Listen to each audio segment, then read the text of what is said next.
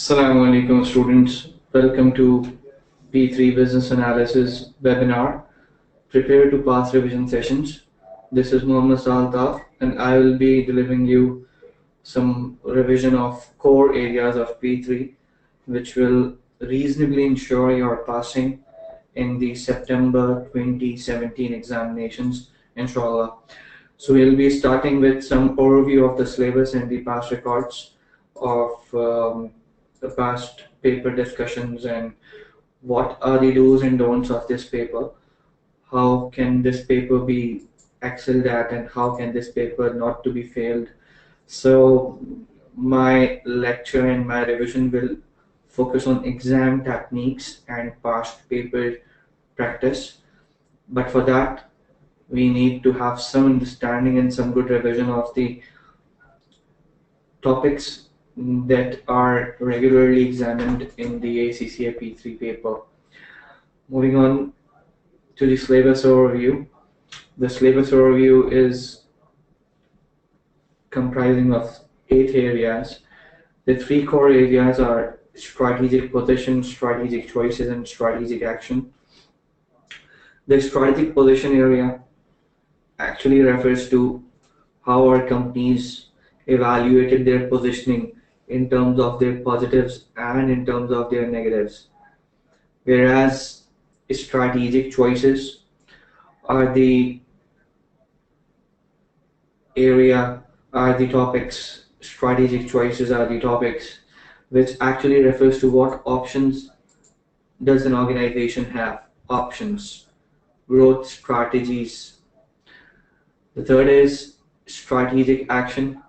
It refers to how these strategies are put into action and how they move around and what are the challenges and what are the change management difficulties that we are usually facing when an organization implements a particular strategy. So it deals with the change management and also with the how and what factors do the company need to take when implementing a strategy. So the other 4 areas are business process change, information technology, project management, and financial analysis. The business and process change refers to the improvements in the business processes like the Harmon's process matrix and the swim lane diagram portions that are usually seen in the P3 exams. IT refers to the 6 I's and 7 P's and big data. This is a very common and routine topic of business analysis. Project management refers to the management of projects which helps an organization to achieve greater success and achieve its corporate objectives. Financial analysis refers to the cost and benefit analysis and other techniques like NPV, IRR, cost benefit analysis, whether financial or whether using discounted techniques or non-discounted techniques. So financial analysis is something which is expected from every single accountant or auditor or a professional ACCA who is preparing for ACC membership. The last area which can be seen on the screen, that is people. This people area actually refers to the how the employees and how the staff and how the managers and how the directors of the organization along with the board of directors are necessary and how come and in what manner the organization can keep them satisfied and get the best out of these people. This is all dealt within the people area. So, sir, what are your plans and how do you see and how do you plan to actually teach us or help us revise the business analysis area? Let me show you a few things and that will definitely help you understand my webinar technique and how these webinars can be of greater use for you people as well. Before it's just been 2 to 4 minutes that I have started my lecture. Let me ask you whether are you all able to hear me correctly and am I audible, and is my screen visible to you all, and you can use the chat box option, and the chat box will let you know that through chat box you will let us know that whether our voice is clear and the screen is visible and the voice is audible. Please let us know, and so that I can move forward. Please let me know whether my screen is visible, whether my voice is clear, my speed is fine, and you are getting and you are able to get me, and you are understanding my points. Yes, the messages are yes, okay, you can hear me, that's good. Fine, that's good. If you can hear me, that's good. Okay, fine. So I'm moving forward with the first introduction of the methodology through which I will teach. The methodology will actually be focusing on past papers. It actually focuses on past papers. The past papers are the key because these past papers are of the standard, exam standard, and they actually help the student in securing a pass in the next upcoming exam. So my uh, methodology will actually include past paper practice. Right. The next thing,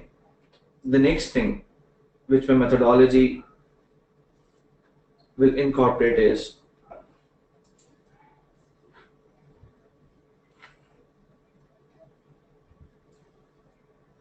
the drafting. The second thing is drafting. We all are aware that we understand these scenarios very much, and we know these scenarios are doing a very helpful task for us in terms of practicing it, in terms of extraction of the points, in terms of linkages with the other points. But without drafting, these past papers are nothing. The third thing which our methodology is all about is focusing on key areas, because we have limited time and we are not here to cover the syllabus. Rather, you are expected that you must have gone through the complete syllabus, or you must have some idea. So my focus will be on some areas are actually that are actually required to pass P3. So these areas will include six core areas. Six core areas will be there that I will be actually focusing on. So the six core areas will include strategic position, strategic choices, strategic action. Six core areas will include strategic position, strategic choices, strategic action, business and process change, information technology, project management. I will touch the other two areas, the common areas, finance and the people,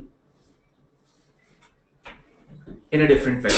That is, when we will be doing questions of these topics, strategic position or business and process change, at that time I'll be linking these questions with finance and people topic, so that these topics do not remain isolated and untouched. So moving on to the next slide. The next slide is the exam pass rates for paper P3 in the last session. In June 17, it was 54%. Not bad, rather an improved percentage from 51. And in December 16, it was 49. In September 16, it was much worse, 47. June 16 was a deadly attempt. It was 48. Even March 16 was a difficult attempt for many of the students. The pass rate was 48. Earlier it was 47. We can see that the pass rate has increased. It has got improved, and that definitely refers to a lot of hard work that the teacher and students are doing, and that's why they are passing their exams. Nevertheless, we should not forget that for us the pass rate should be 100, because we will inshallah be passing these all the papers that we are going to attempt in September, inshallah ta'ala. Moving on to the next slide, it's strategic position. So Bismillah ar-Rahman ar-Rahim. Strategic position, this area is about three things. Three things. The three things are: strategic position is an area, one of the most examinable, and the core area. Such a core area, without it you cannot pass P3. The understanding of P3 business analysis is actually based on strategic positions analysis. The strategic position is sometimes called strategic analysis. Strategic positions is sometimes called strategic analysis. It's actually about discussing, understanding about the particular company from three different angles. The first angle is internal perspective. An internal perspective is about strategic capability and strengths and weaknesses. Let me explain it. Internal perspective refers to all the internal elements inside the company, whether positive or whether negative. Internal analysis actually refers to all the things inside the company, whether they are helping the company to achieve competitive advantage or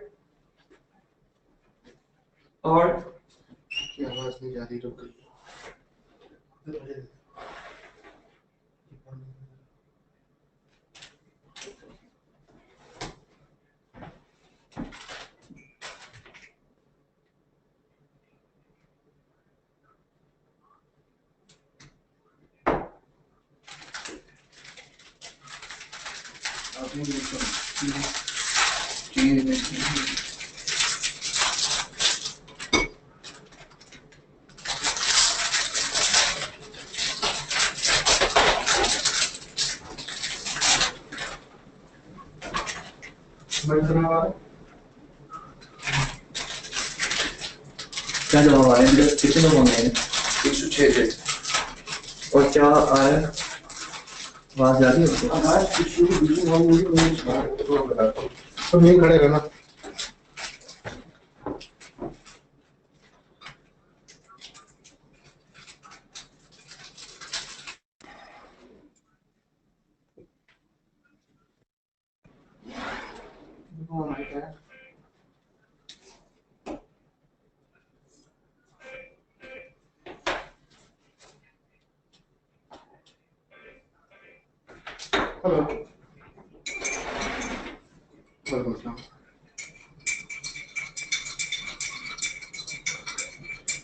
hello, वालेकुम यार वो तो office में नहीं, आप please कल जो है वो कॉल कर लीजिएगा ऑफिस टाइम में।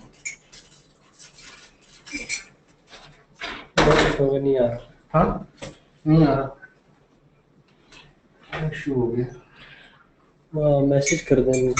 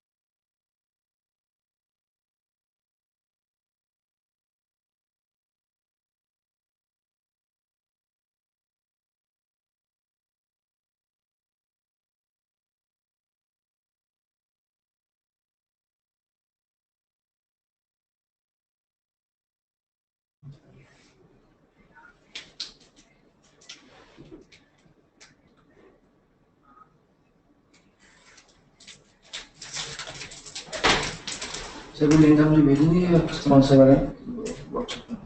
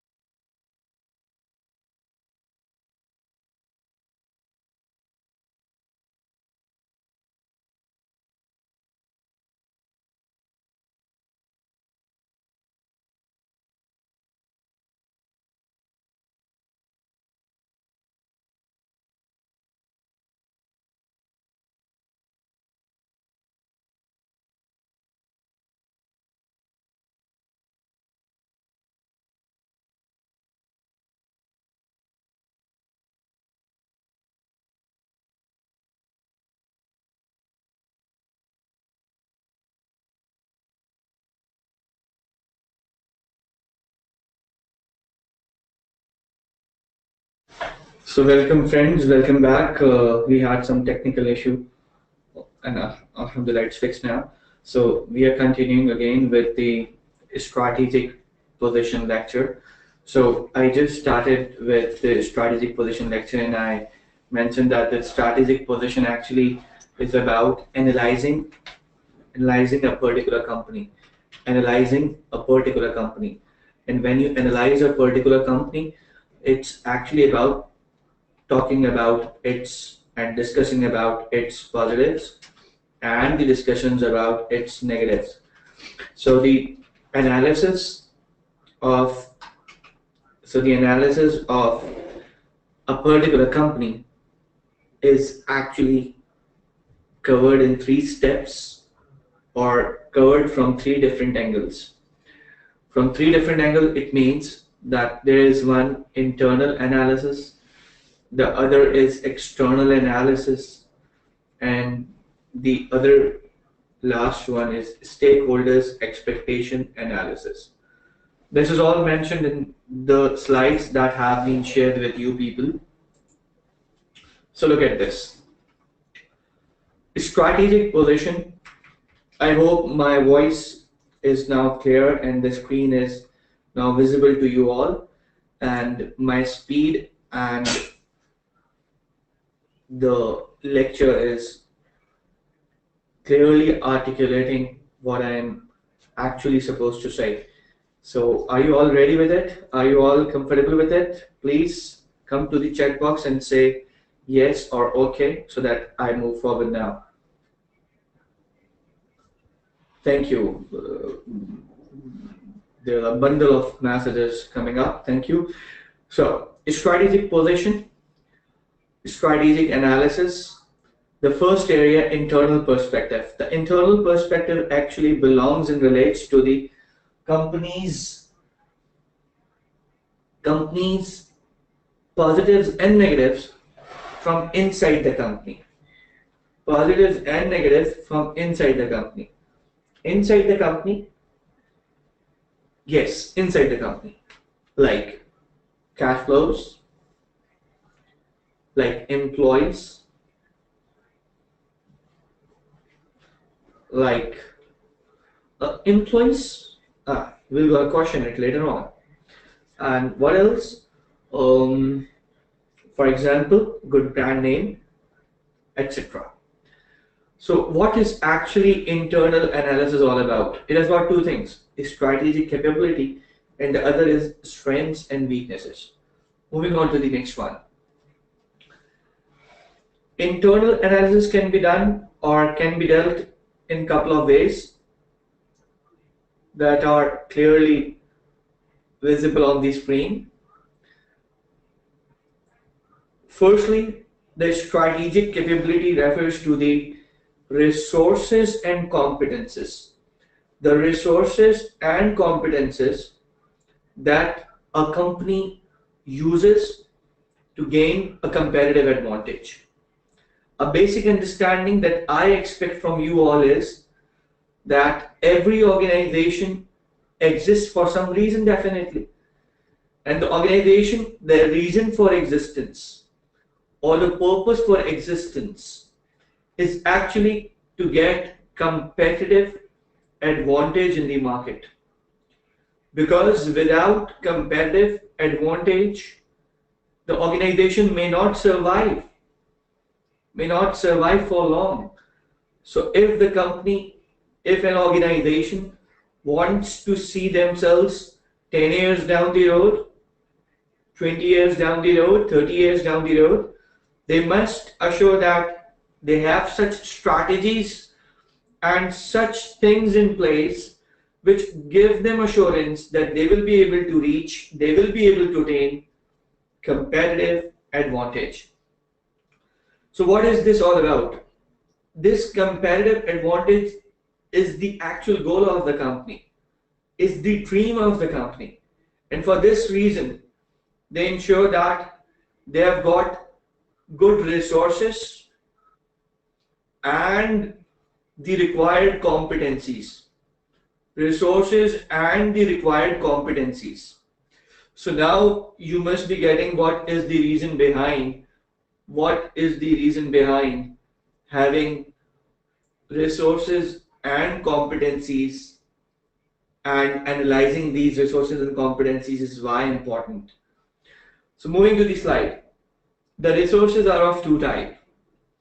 If the resource is giving you competitive advantage, then such a resource is called unique resource. Such a resource is called unique resource.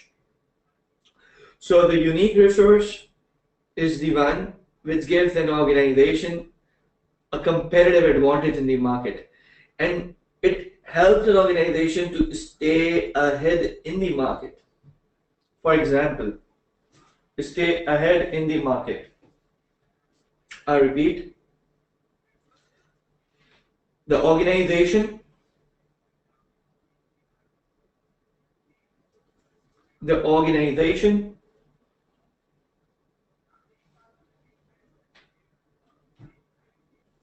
is worried about, is always considerate of the resources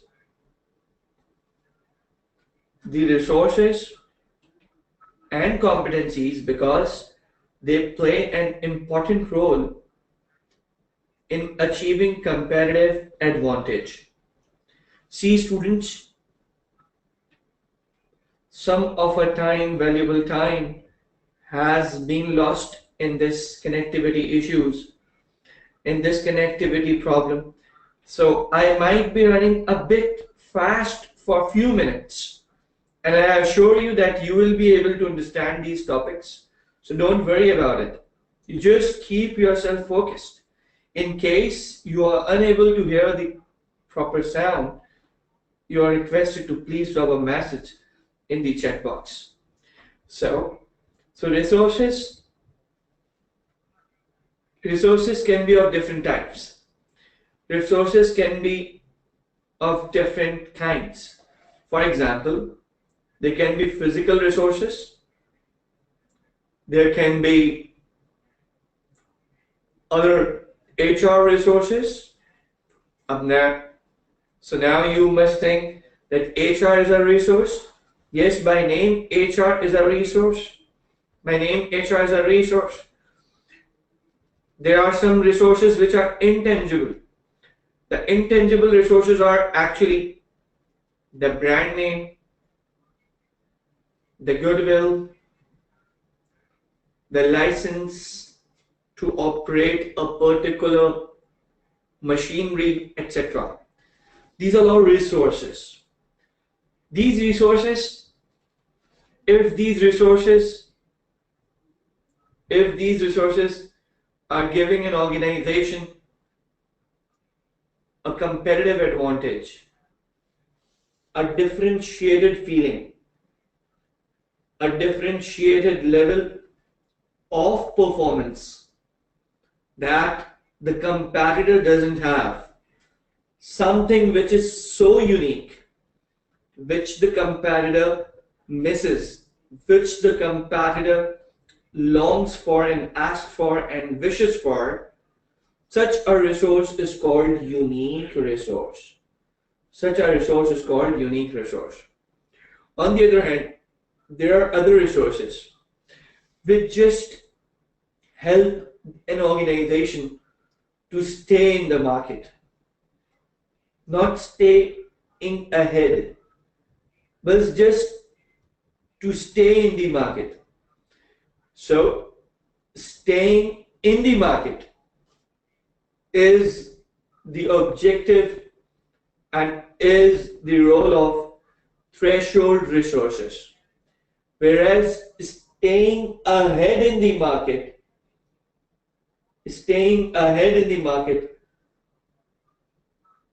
is only possible through unique resource. For example, there are two construction companies, and the two construction companies both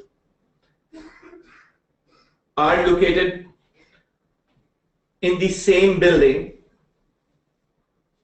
and on the same floor. Same building, same floor. Each and everything with regard to their location is same. This would give the company a sort of staying ahead in the game advantage. Rather, it will just give a peace of mind to the company that yes, the business will stay in the game. Its threshold, the company cannot live without it. So the threshold resources are those which the organization cannot afford to lose. But these resources do not provide an organization with competitive advantage. The resources which provide us with competitive advantage includes a license or a patent or a location which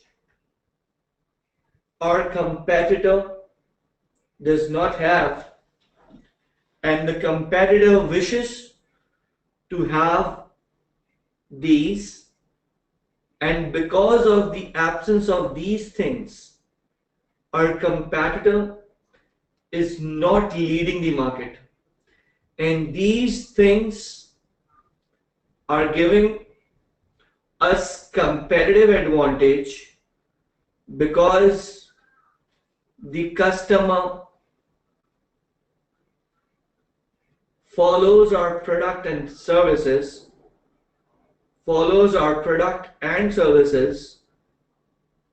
because of this unique license, because of this unique patent, because of this amazing location. So, the competitive advantage is obtained through unique resources. So, in the nutshell, internal analysis can be seen from two perspectives. Number one is strategic capability. The other one is coming. And the other one is strengths and weaknesses. So these are two easy concepts, strengths and weaknesses. All the factors, all the things which an organization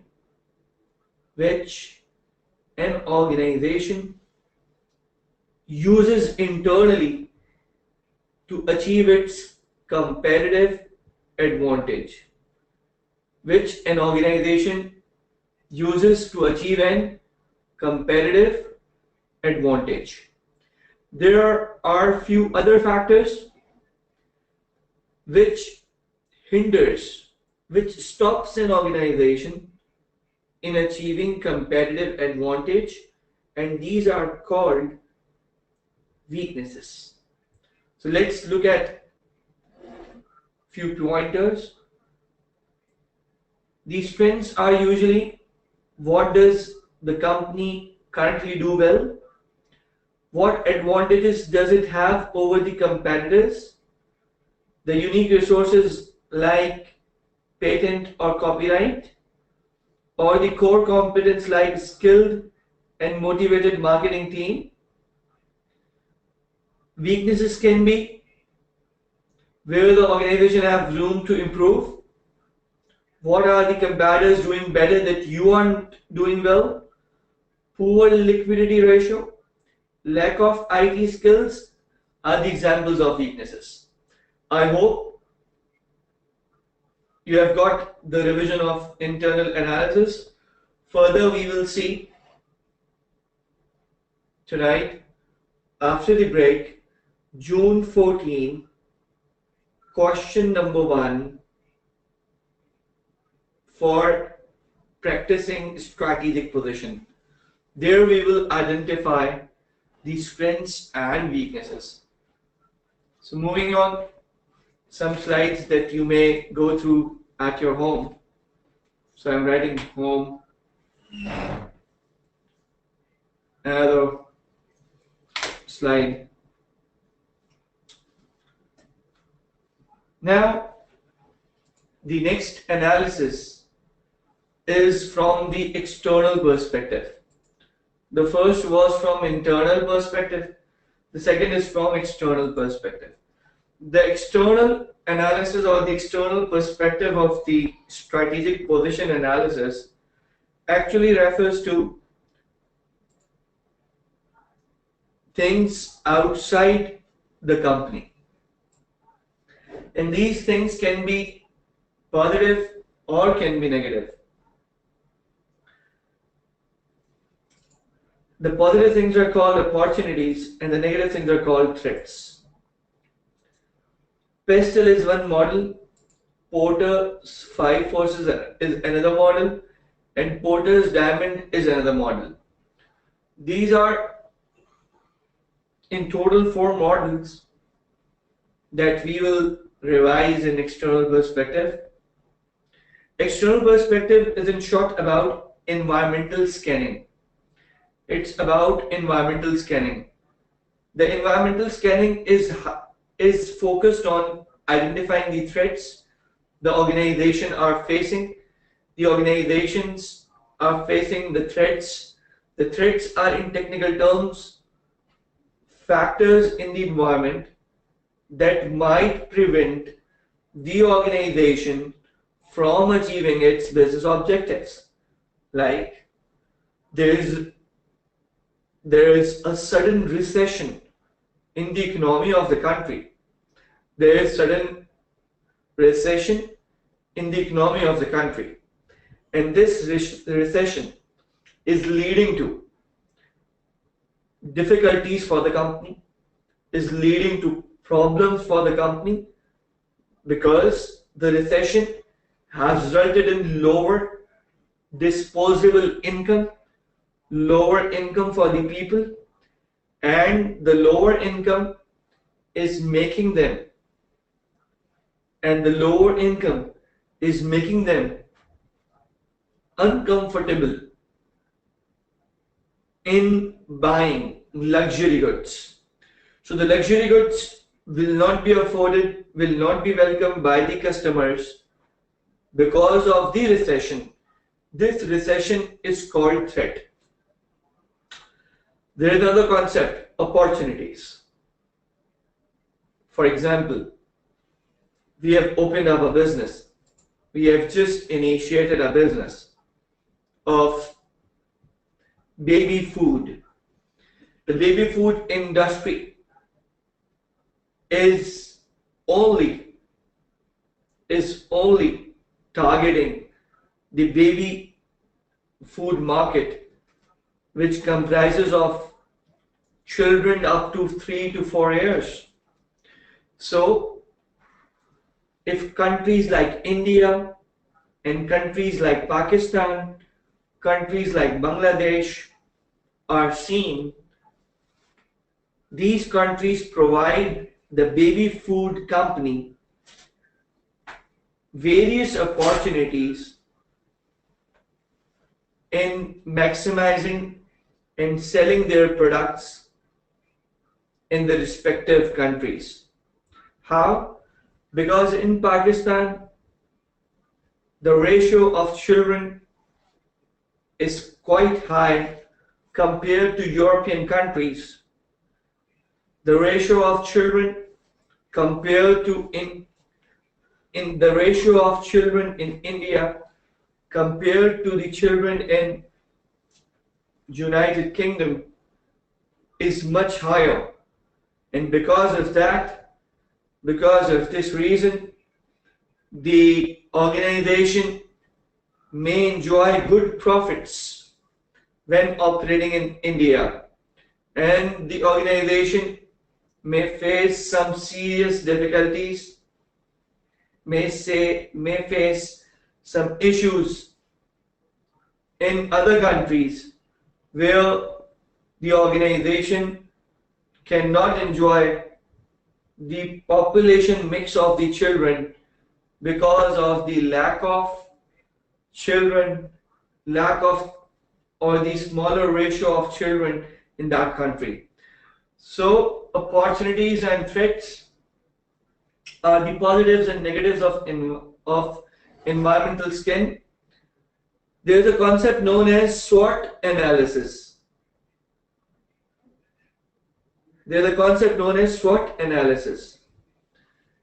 And you may easily see that the strengths and weaknesses which are coming in, which can be seen in the internal perspective, are actually the only internal factors, whereas the external factors refers to opportunities and threats. The external factors refers to opportunities and threat. This means that SWOT is a model which works on two parameters. SWOT analysis is a model which works on two parameters, the internal as well as external model. SWOT is a model which works on two parameters. One is internal side and the other is external side. So if the question asks for internal, you wouldn't gonna write opportunities and threats. And if the question asks for opportunities and threats, then you are not supposed to write strengths and weaknesses over there. Moving on. An important model in external analysis is PESTLE. PESTLE actually refers to environmental scanning.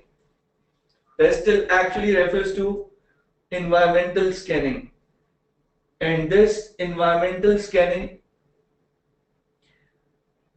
is broken down into 6 points. The 6 points are political, economic, social, technological, ecological and legal. Sure. Now look at this. Any organization which goes for PESTEL is required to work on 6 grounds. These 6 grounds are political forces. In some cases, these forces are positive for the company, but in some cases, these forces are negative for the company. And this just doesn't only fits with political, rather it fits with all the 6 elements of PESTEL analysis. Rather it fits with all the 6 elements of PESTEL analysis. So a political force can be positive, a political force can be negative, same economic force can be positive, can be negative, social force can be positive, can be negative, and so on. Let's look at a few examples. The benchmark question for this is June 15, question 1. I am mentioning the questions because there are students who want topic-wise questions for their practice, and therefore I will be highlighting relevant questions when I will go through a particular topic. So, some examples from PESTEL model. The stability of the political system. If there is stability, it is an opportunity. If the government or the political system is inconsistent and lacks objectivity, in such a case, this will become a threat for the company. Moving on, economic environment. The rate of growth of the economy, the inflation, the interest rates can be a source of positivity and can be a source of negativity, depends on the case. Same way, the buying habits can be a source of income or can be a source of loss of income. The lifestyles can be a source of income or can be a source of loss of income. So these factors may act positively for the company or may act negatively for the company. Moving on to the technological point, rate of new discoveries and development, government spending on research, and government and industry focus on technical efforts. Most of you must be thinking that this is overlapping with, or this has been somewhat similar to political factor. Remember, in paper P3, overlapping is normal because points are linked. So there is a lot of overlapping. Moving on. The next is ecological environment. The ecological environment refers to the global warming, environmental protection laws, availability of natural resources, waste disposal, and energy consumption. Whereas the legal environment refers to consumer law, antitrust law, employment law, health and safety law, discrimination law. These are all the factors which may affect the company positively or may negatively affect the company. So, the PESTEL model is about 6 things, and in a nutshell, it is a collection of positives and negatives that an organization faces from its environment. So this was PESTEL.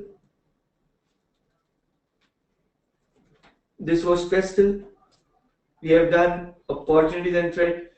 Now we have done pestle. The next is Porter's 5 forces. So the 5 forces model actually works on the basis of 5 forces.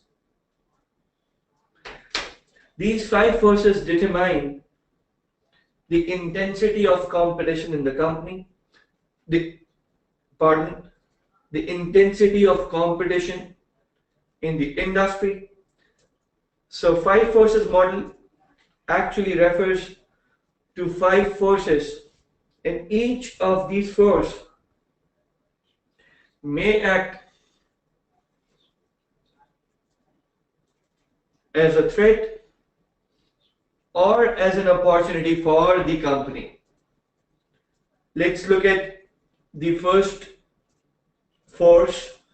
This is called threat from potential entrants. For players who are operating inside the industry, for them, every new entrant is a threat, which means that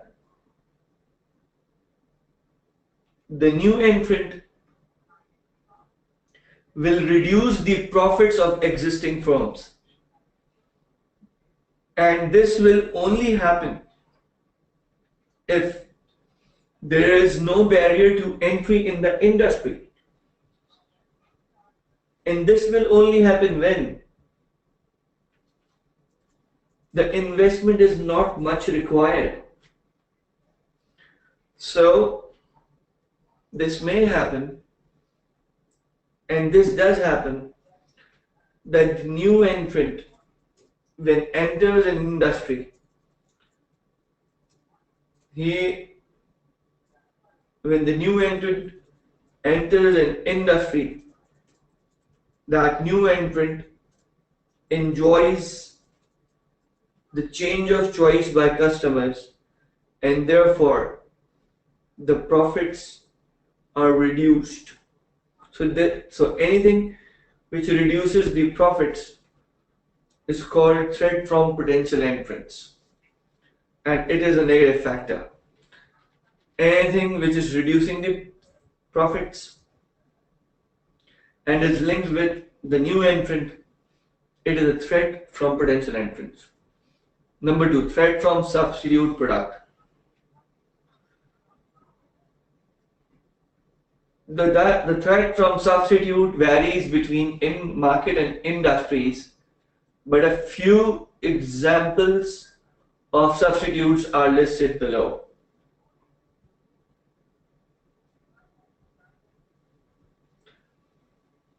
You all are requested to send your queries to the chat box, and the coordinator is responding to your queries. If your query is not answered right at the moment, then you may follow up for your detailed answer in the WhatsApp group, and the link of the WhatsApp group along with all the contact details is now being shared on the chat box. Please assure that you have received the link details in your chat box. You will receive the link of WhatsApp group. The link of WhatsApp group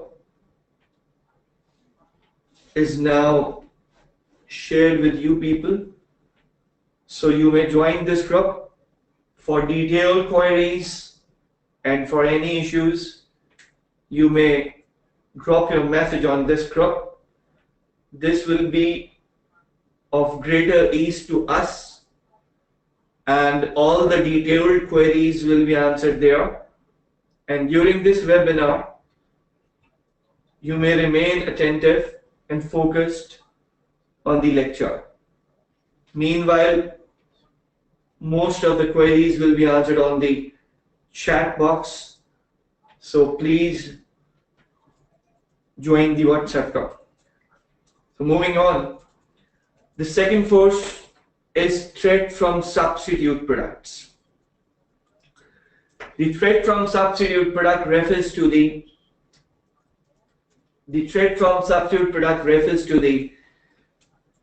loss of revenue for the firm and increase of intensity of competition in the industry will affect the company negatively by reducing its profit margins.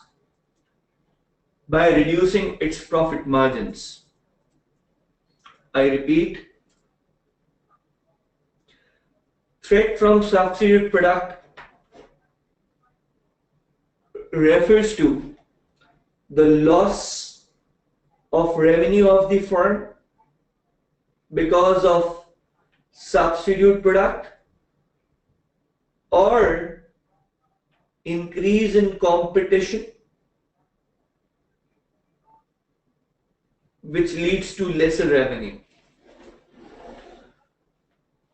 So the substitute products are very common these days. Almost the hard copies, documentations have been substituted by these word processing units, the computers, the smartphones, the tablets. So threat from substitute product is much straightforward. Moving to the next power and next force. The next force is bargaining power of suppliers. The bargaining power of suppliers refers to the ability of supplier to dictate the terms to the company. The supplier's power may be strong in the following situations. Now let's look at the situations. When there are only a small number of suppliers to the market, definitely you won't have much to do, you won't have much options to sort. So if there are only small number of suppliers in the market, then the bargaining power of suppliers will be higher, will be stronger. And the situation is when there are no substitute for the products that are supplied. If for a fish restaurant, the fish is supplied by a fish farm which is of superior quality and which has been given organic feed, such supplier would be valued much higher, and this would definitely be a source of stronger power for the supplier because of the fact that no other supplier is supplying the fish of such quality. So the restaurant would have to accept the terms of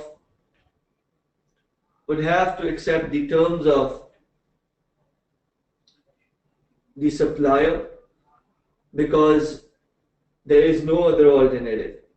In other words, the switching cost is high. Moving on to the next slide. The next is bargaining power of customers.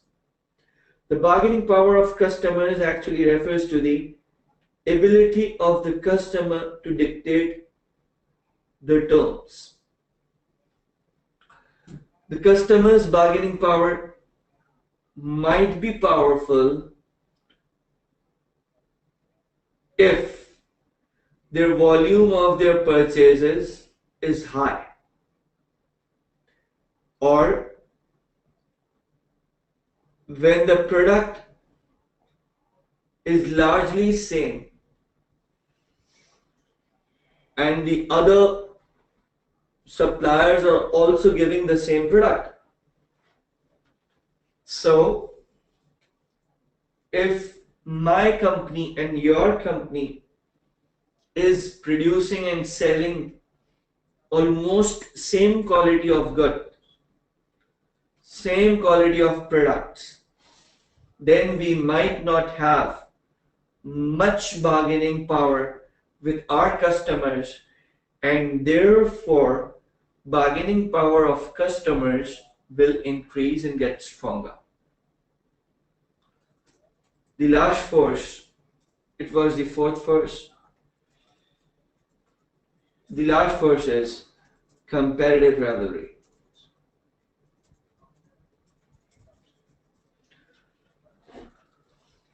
It refers to the intensity of competition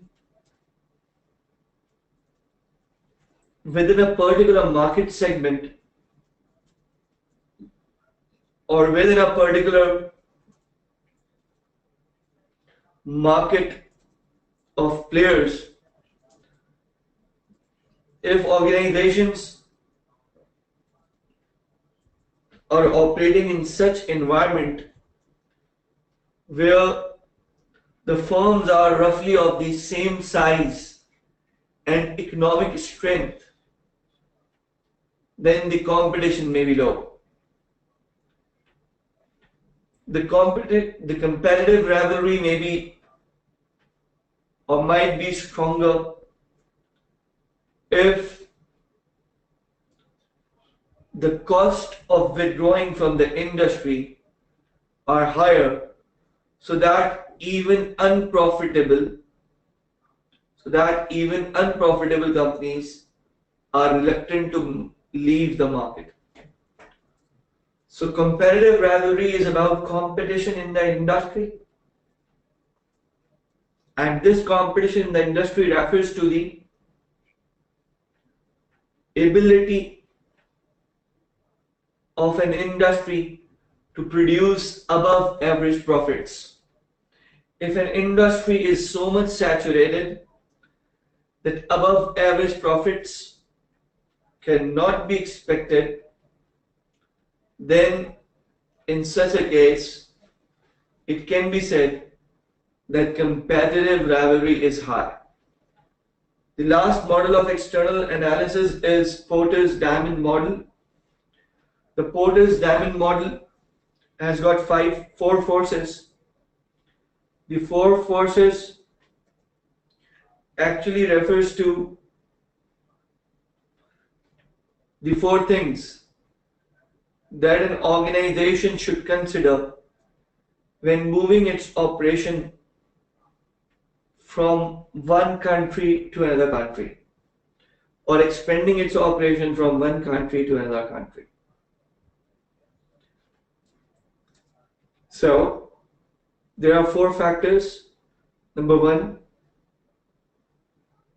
factor conditions. These refers to the features that God has gifted, that the creator of this universe has gifted, or it refers to all the factors which are man-made.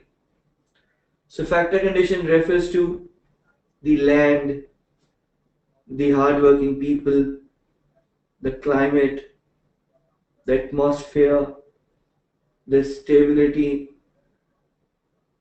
These things actually refers to factor conditions. Number two, related and supporting industries.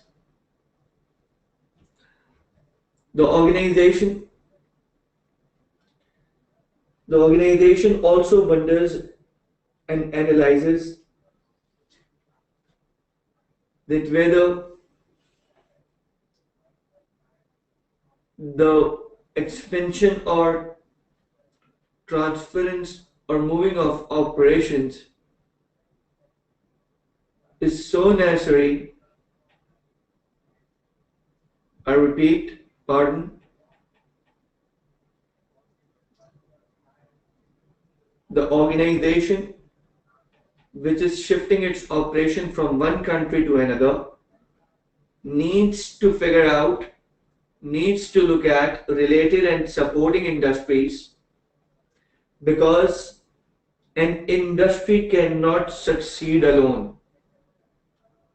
An industry cannot succeed on its own. The industry needs the support of another industry, like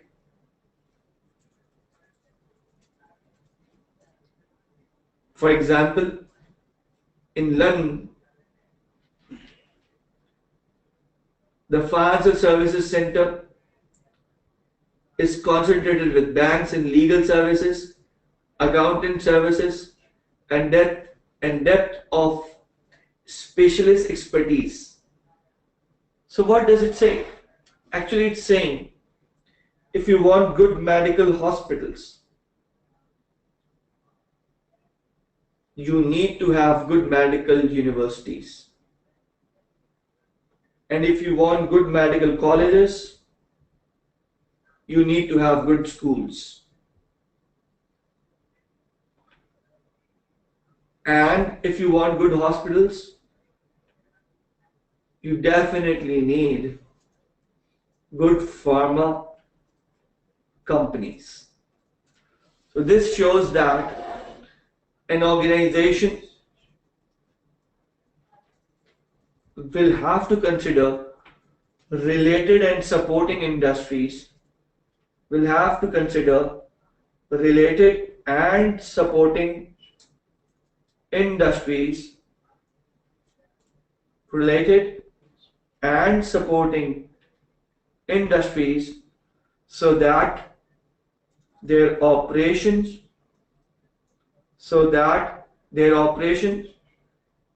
in the new location doesn't go wrong. In the new location doesn't go wrong. So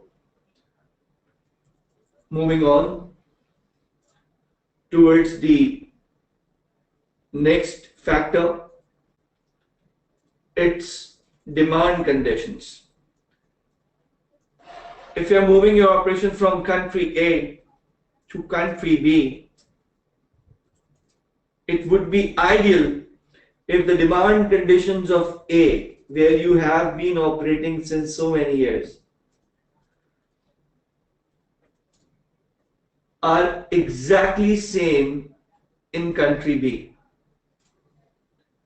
So actually this model analyzes and figures out how different is the new environment. If the new environment is consistent with the previous one in terms of factor conditions, in terms of demand conditions, and in terms of related and supporting industries, then in such a case,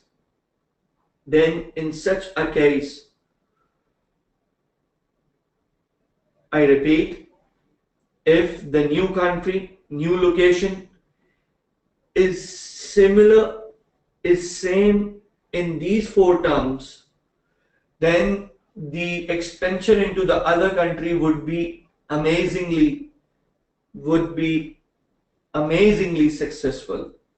But if these factors are different, the factor conditions are different, the context for firm strategy, structure and rivalry is different, the demand conditions are different, the related and supporting industries are different, then in such a case the investment should not be made in that country, because that may lead to a huge loss. The last force refers to the domestic rivalry in the new country. Once again, it should be similar and in alignment with the previous country. The strategy of the countries and growing of the companies which are growing in the new country, and the structure of the ownership of the company, like are the businesses concentrated by technical people or not. So these are the four elements which are considered in Porter's diamond model. So Moving on, and a good summary.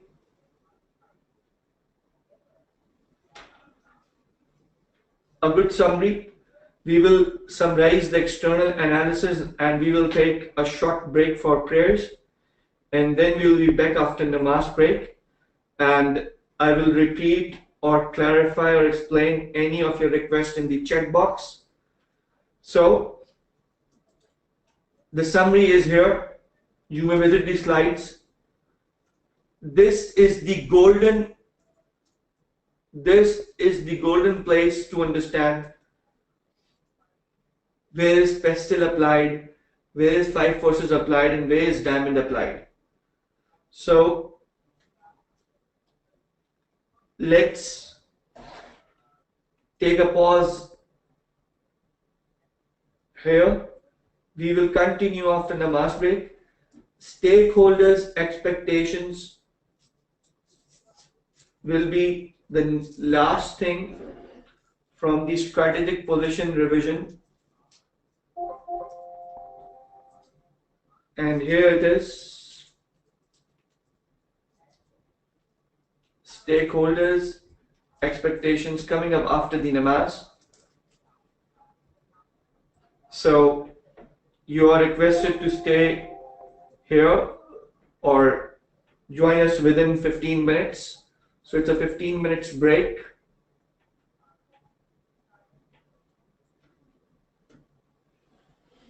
Please note down the WhatsApp number. The WhatsApp number is 0092 34 5352 5352. You may join the WhatsApp group and then ask any of your queries. My email address is sadaltaf@gmail.com. So see you all after the 15 minutes namaz break.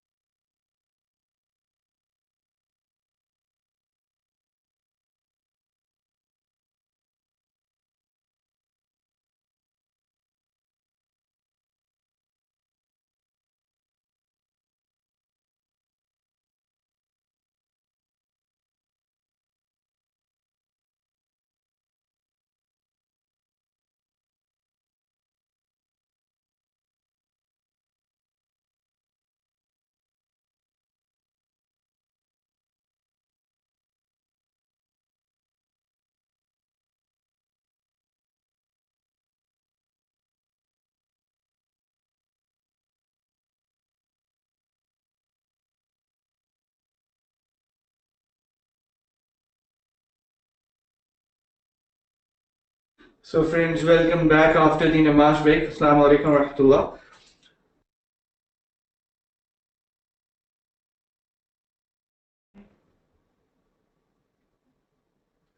Are you all here?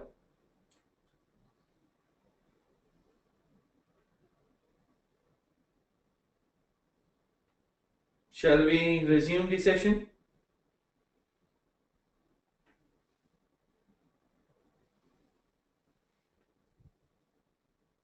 Can you hear me?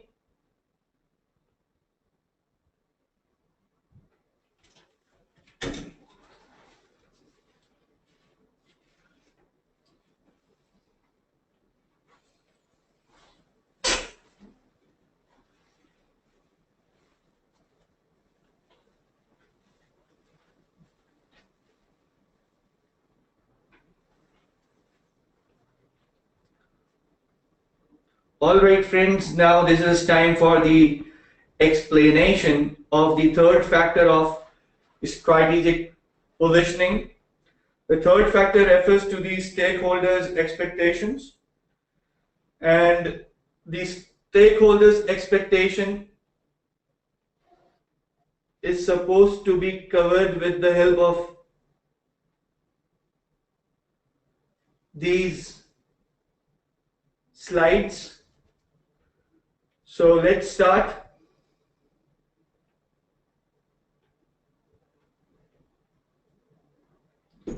Alright, mission, vision, goals and objectives articulate the current strategy and future direction of the organization.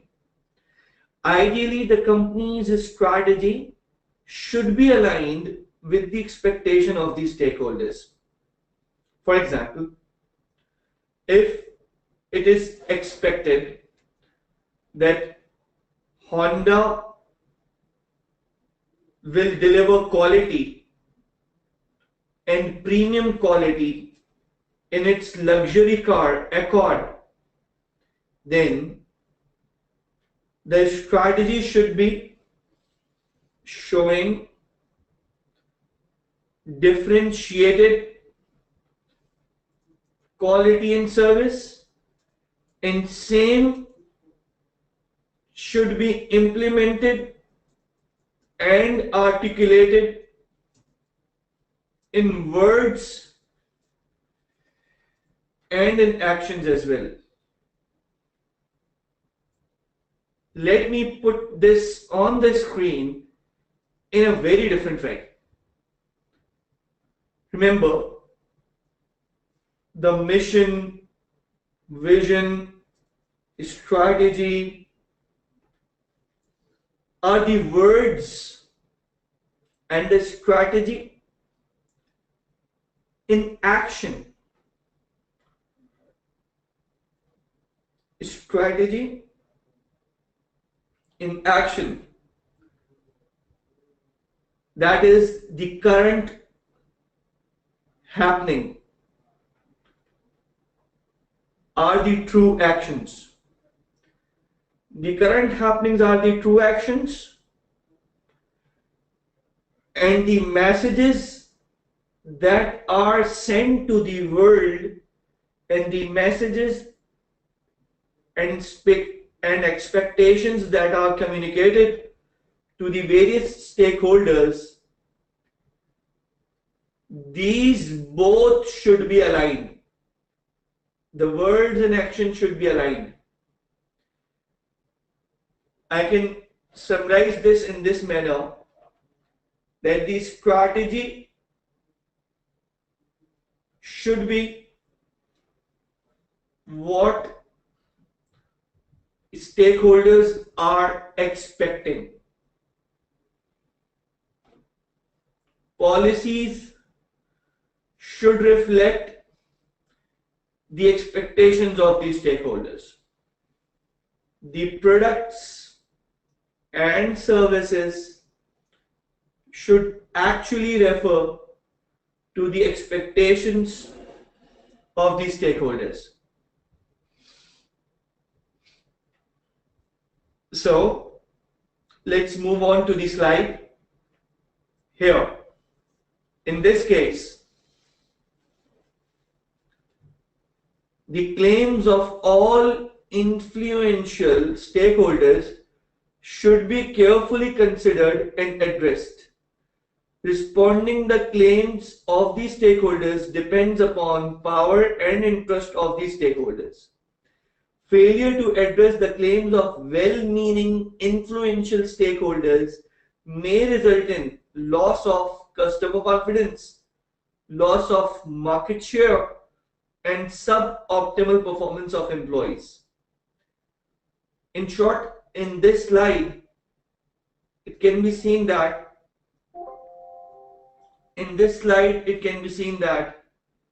the organization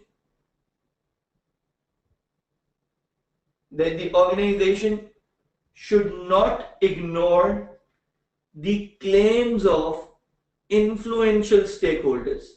Look at this, influential stakeholders, because failure to address these claims will then lead to loss of customer confidence, loss of market share, and suboptimal performance of the employees. So it cannot be taken for granted. Rather, these stakeholders' expectations are supposed to be managed and addressed in the most appropriate manner for the company. Now, next, bridging the gap between these stakeholders' expectation. There is definitely some gap. Bridging the gap between these stakeholders' expectations and the organization's strategy is vital. What organization is doing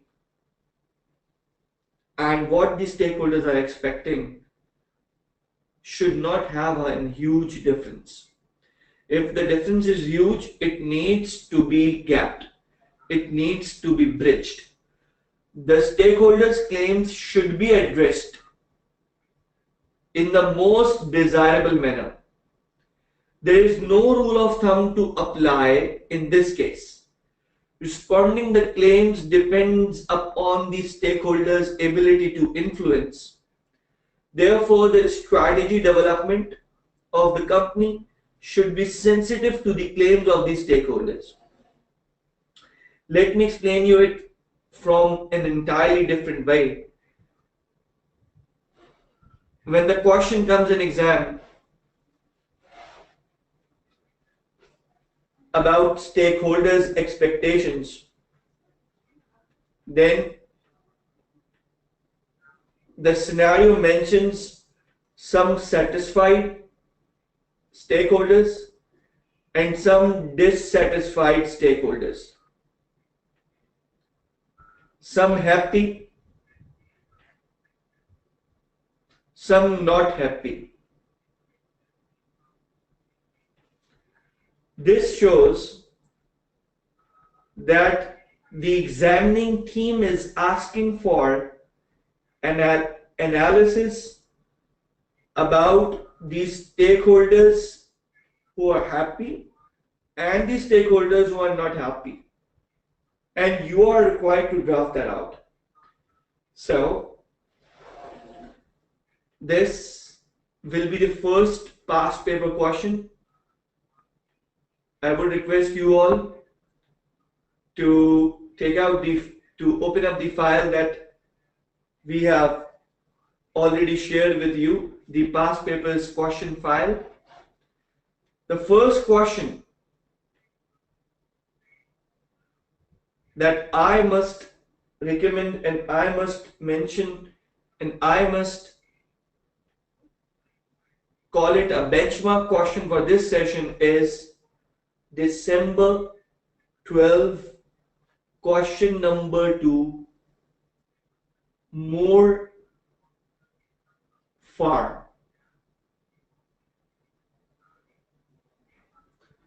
So more farm will be the question. I'll be sharing the question on the screen. So if somebody wants to just stay relaxed and look at the screen only, there is no problem. we can easily address this. Now look at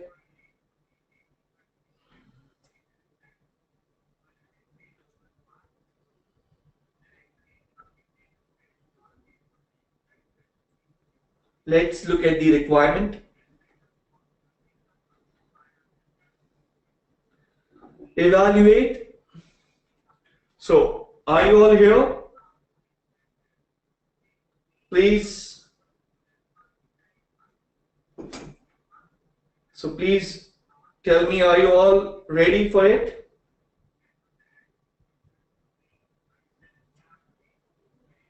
Okay. Okay.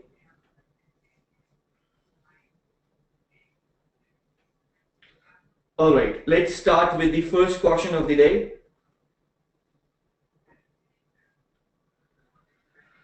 Evaluate the strategic position of the state with a specific reference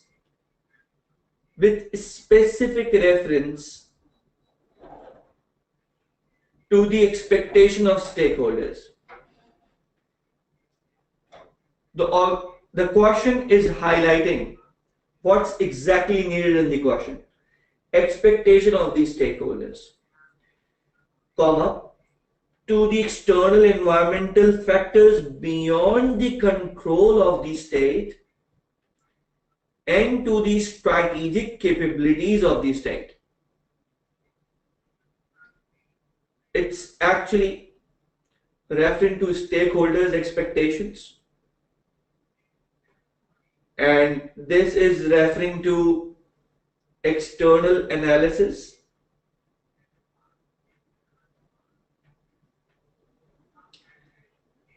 And this is referring to internal analysis.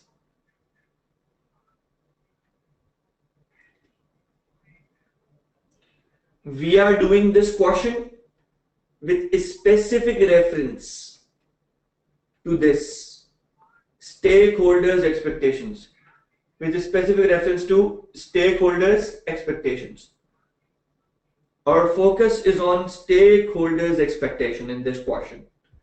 For external analysis and for internal analysis, we will be looking at June 14, question 1 in a while. Okay, let's start reading the scenario.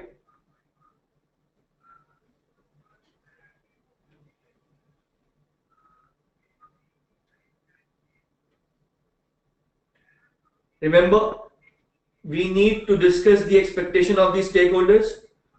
So we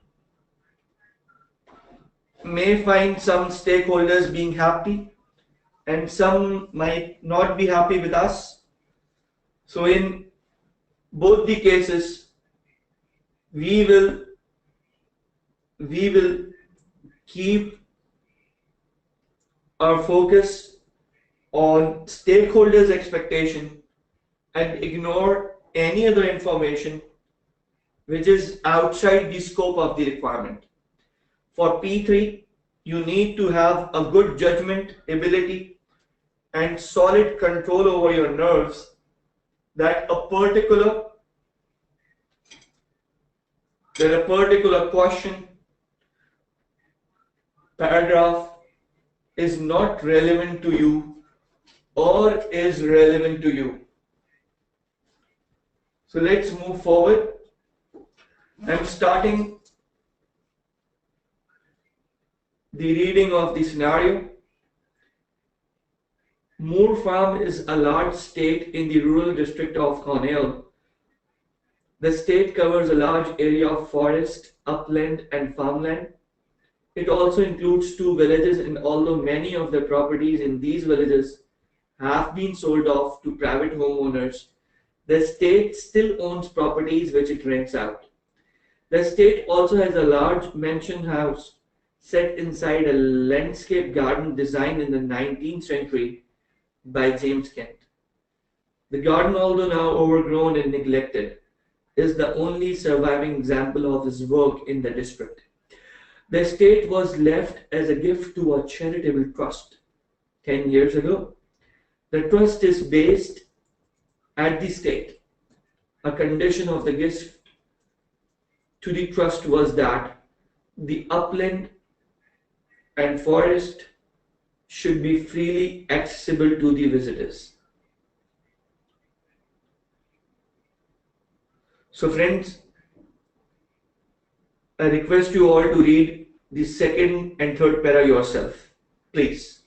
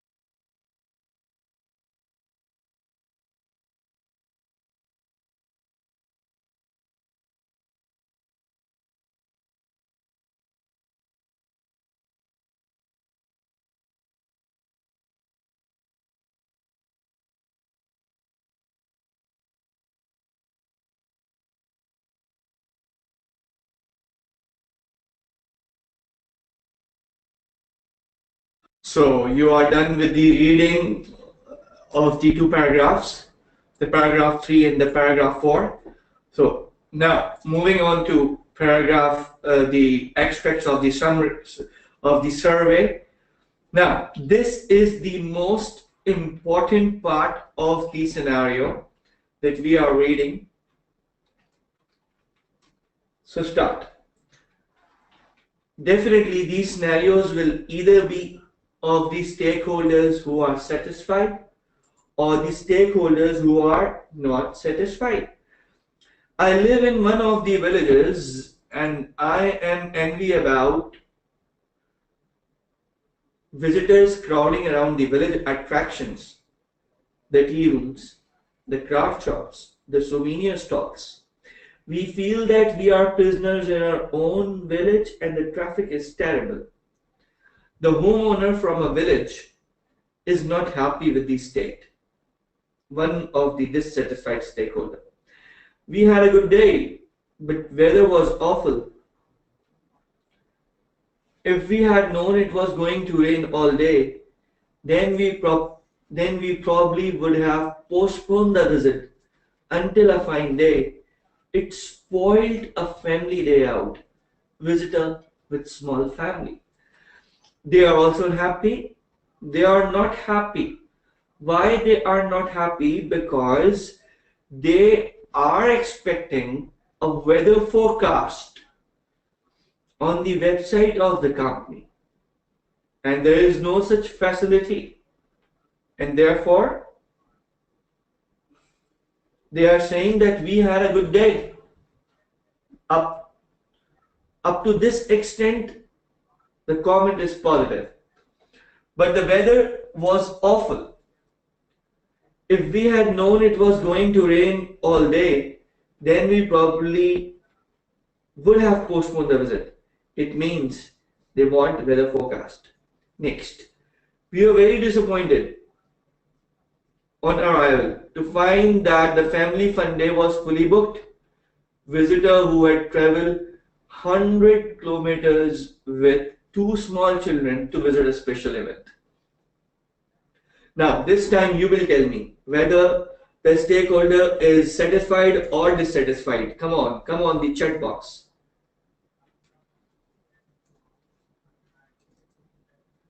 Dissatisfied, yes, you're right.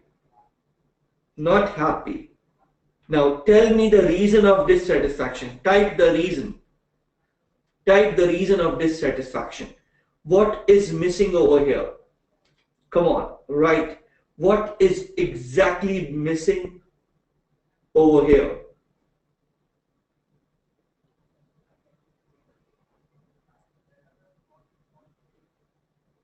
Do you think that the website is not fully functional?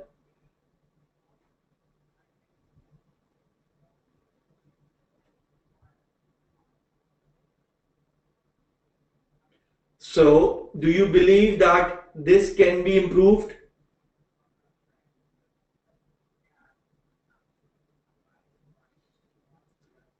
All right, that's good. Let's move to the next comment.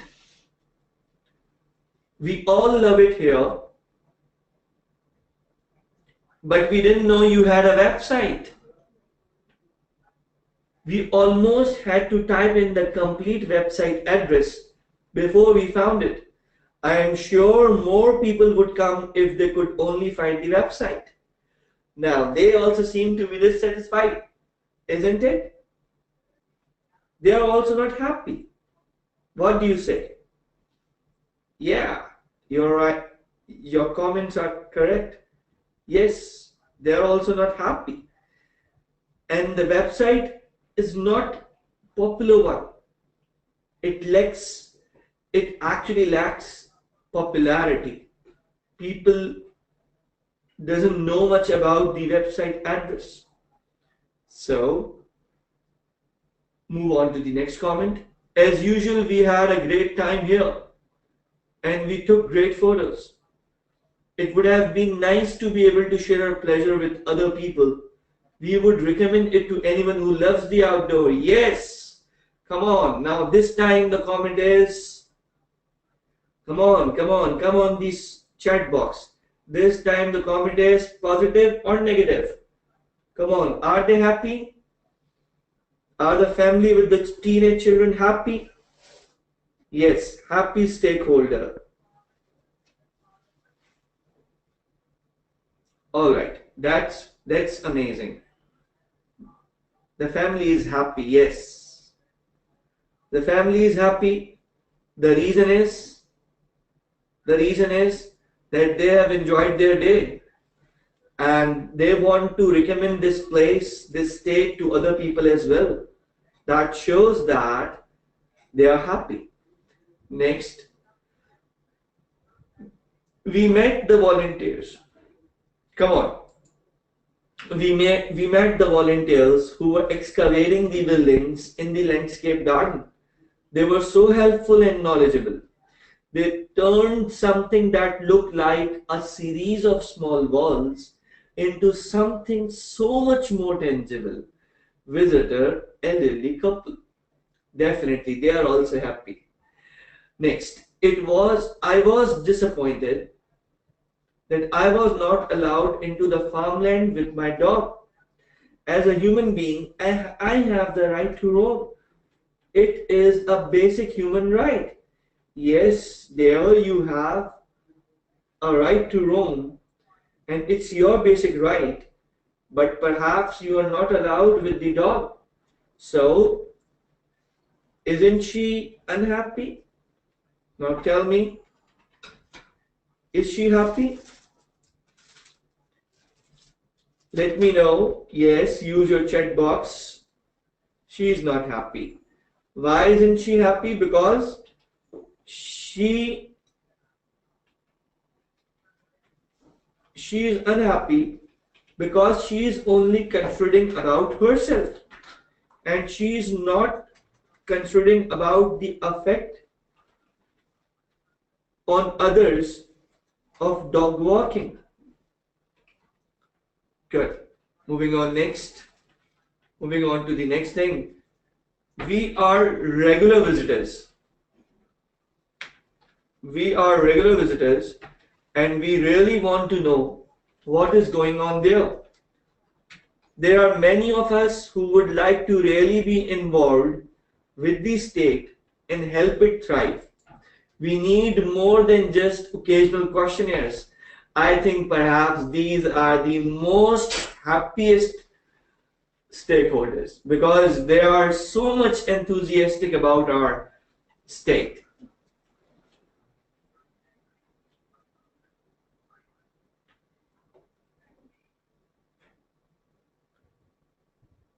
So, next, we came out for a nice walk and ended up dodging cyclists. Next time, we will go somewhere they are not welcome. Visit a hiking group. As a farmer, I am appalled with the reckless attitude of some dog walkers. Last week, I lost 2 sheep, ravaged by dogs that should not have been off their leads. Farmers take 10. These both are unhappy stakeholders. One is the farmer and the other is the hiking group. Last, I am a volunteer and I love it here. We are a happy social group of people. I hope the new manager is not going to change things. I believe the volunteer, one of the key stakeholder, is happy, and that's the best part.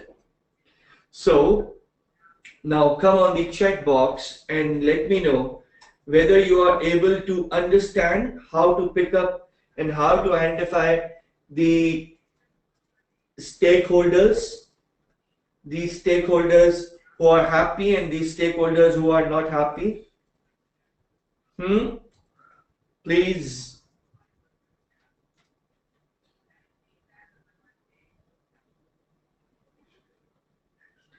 The next step is about drafting these points. So shall we start drafting these points? Friends, do you want to learn how to draft these? So shall we start with it? Ready?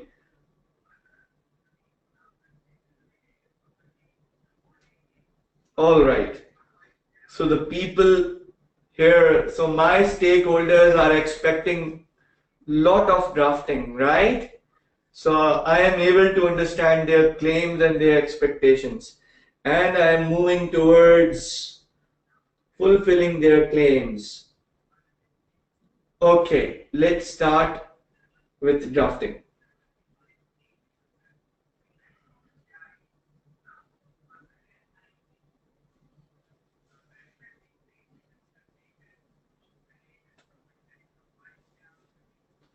So the stakeholders' expectation is supposed to be drafted in this way. According to the survey report of Moore Farm, the homeowner of one of the village on the state is displeased with the overcrowding of the visitors. Friends, are you able to see the screen of drafting? According to the survey report, the homeowner of one of the village on the state is displeased. This person is displeased with the overcrowding of the visitors. According to him, this is not what he wants, right? This is not what he wants. So he is displeased with the overcrowding of the visitors around the village. The local residents are important for the state, keeping them contented. Keeping them contented is crucial for the state. These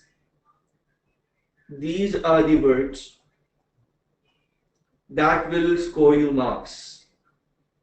I request you all to please pay attention over here.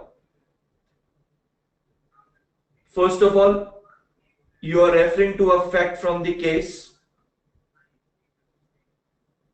that the homeowner of one of the village of the state is displeased, number one, and number two, keeping them contented is crucial for the state. This is actually a fact from the case,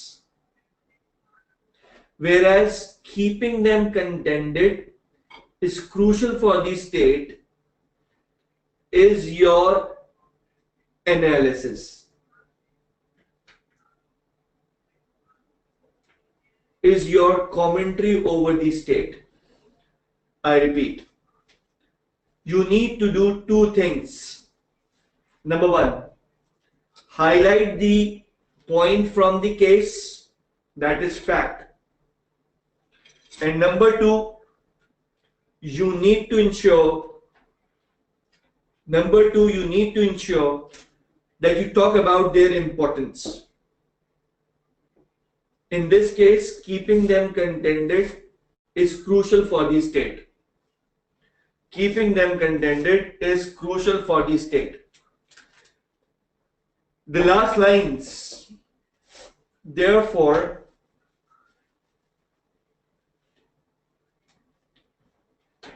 the state must redefine its strategy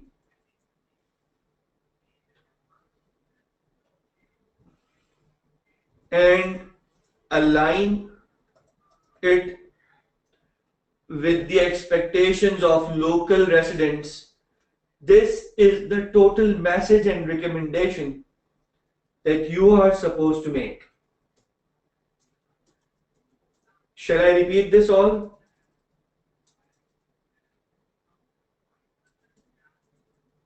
Therefore, the state must redefine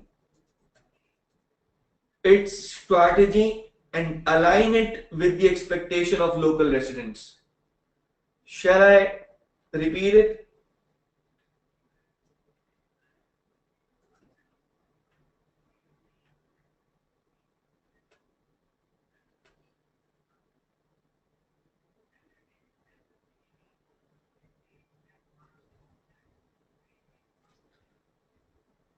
So students are of mixed opinion. Okay, I'll repeat this once again. I hope these students will get it. For those who have missed it, the others have alhamdulillah understood it. First of all, you need to refer the point from the case. And in this case, this is over here, displeased with the overcrowding of the visitors. Secondly, you need to discuss the importance. Keeping them contented is crucial for the state. And third and last thing, the state must redefine and align its strategy with the expectation of residents. This is done because this is written because the strategy is supposed to be fulfilling the stakeholders' claim. So let me make a formula for you all people. While writing about these stakeholders, you need to write in this way. First, refer the fact from the question. Number two, discuss its importance, either it's high or it's low. Number three, one line message. What to do. This is a formula, three-step formula for good drafting of stakeholders' expectations. Let's move on to the other slide as well of stakeholders' expectation. Now look at this. Now you all are supposed to read this. The second family, according to the extract from the survey, there is a group of visitors that expressed their expectations with the Moore farm. This is just the introverts. These are the facts from the case. These are just the facts from the case.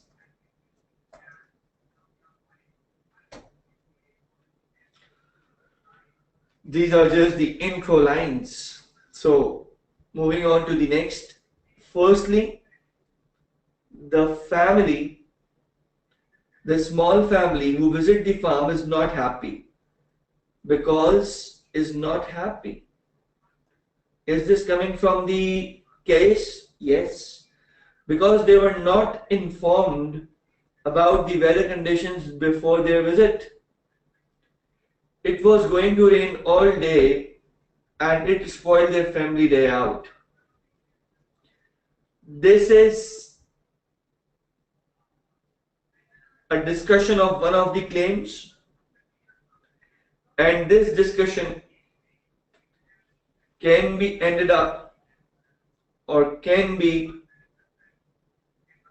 addressed or can be further written in this way.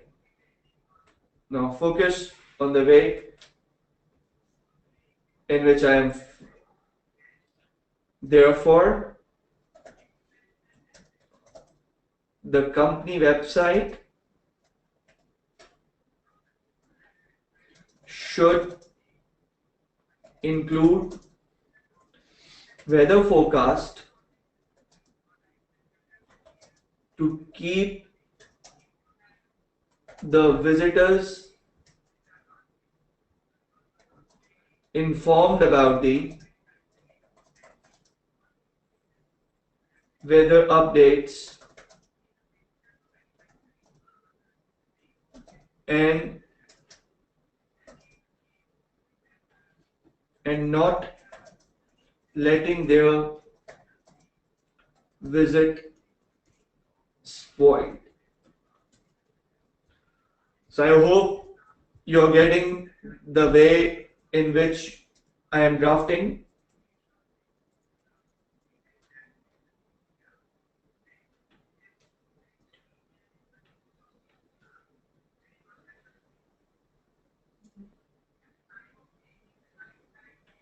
There is a question that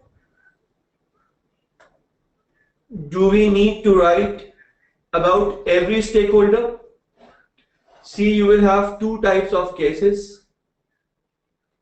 You will have two types of cases. Number one, a case where there are few stakeholder claims, and a case where there are many claims. This question is a type of this case. December 12, question 2. This question doesn't belong to this category of fewer claims. When the claims are more than 2 or 3, like 7, 8 claims, then the drafting should be done in this way.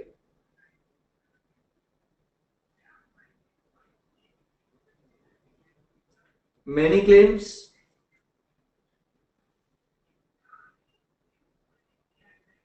yes.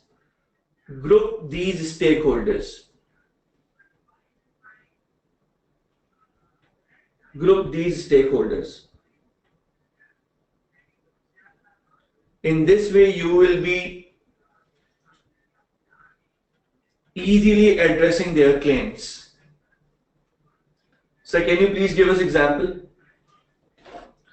If there were any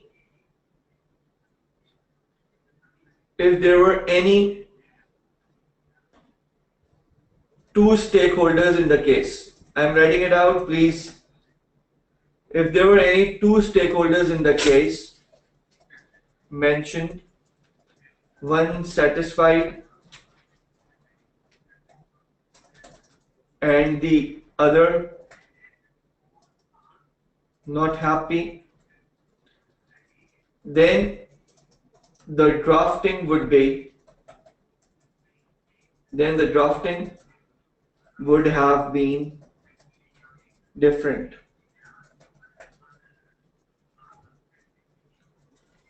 Let me show you the format of drafting. Do you all want me to draw the format of drafting? The structure of the answer? Yes. So the format of the answer could have been this. Two headings.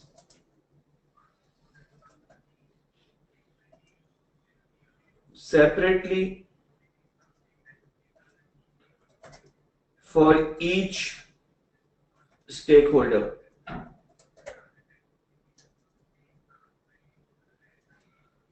Example.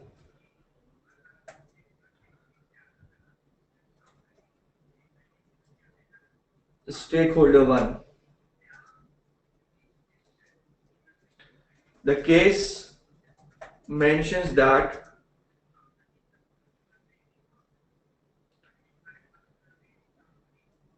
customer weren't allowed to bring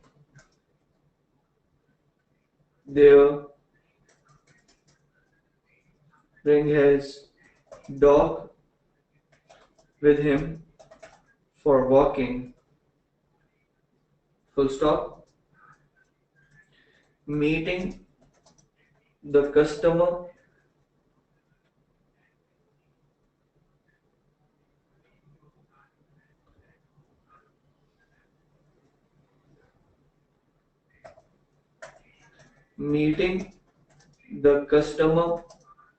expectation is vital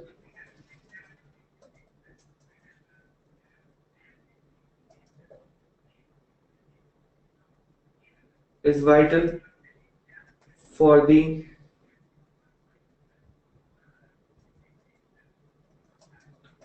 the success of the company, Therefore,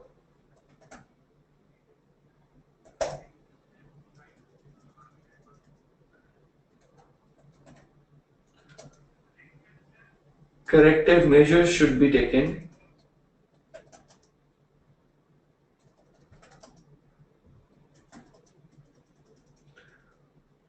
Therefore, corrective measures should be taken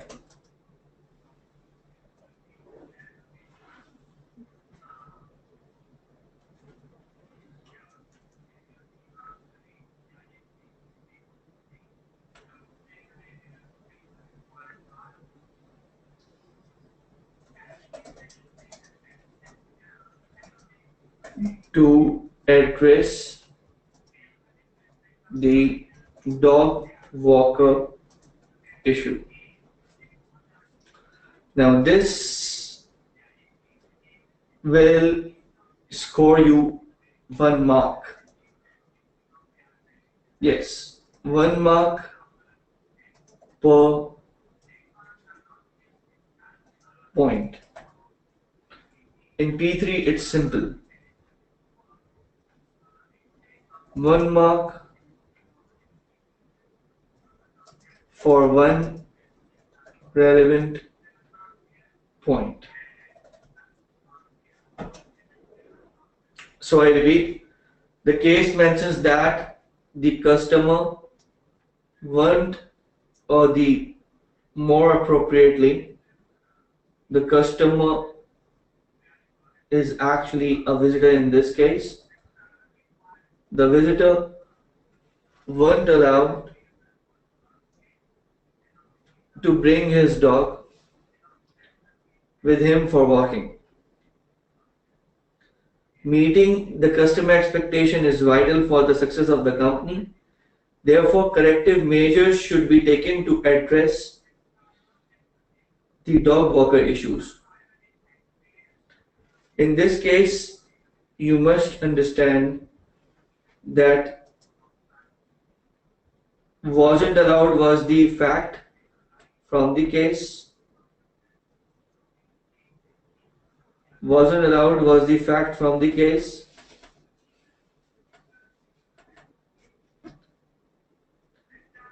And meeting the customer expectation is vital for the success of the company. This is your discussion of importance. And number 3, corrective measures should be taken to address the dog walker issue. It refers to a one-line recommendation to score the marks. I will share these slides with you people as well, so that you people may refer to these slides when drafting your answer. Continue. Let's read another para. So students, this time you are now given this para, and I will ask you to find out the fact from this written para, and I will recommend you to redraft it in the chat box.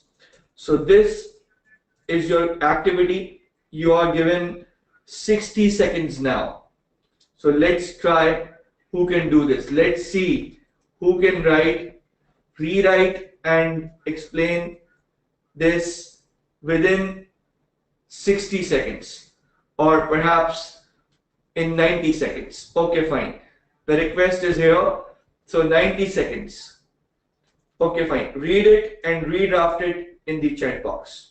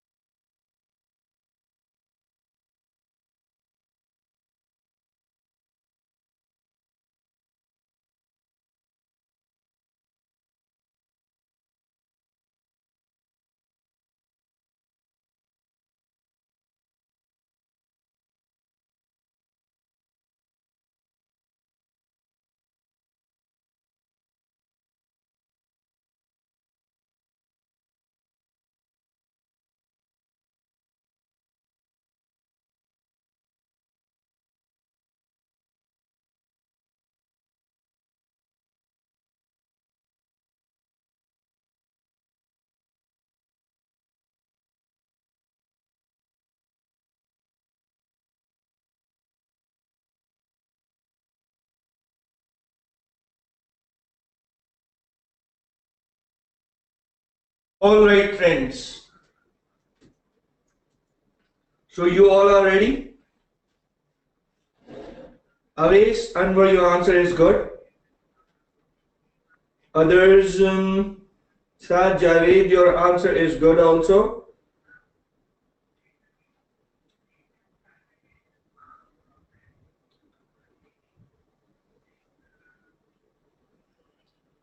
No, we are not supposed to give them detailed suggestions on resolving the issues because this is not required in the scenario.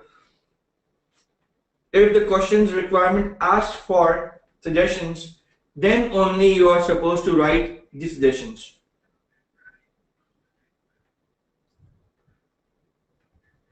So, okay.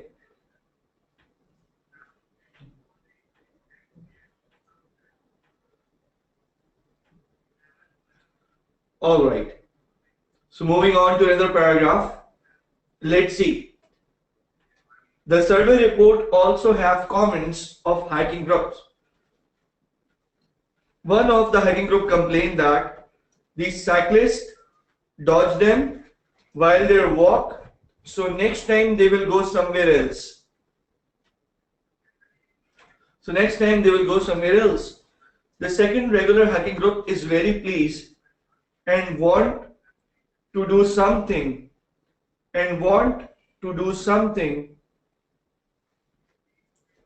for the farm as a volunteer. Now look at the variation. Look at this variation. One hiking group is complaining that the cyclists dodge them while they walk.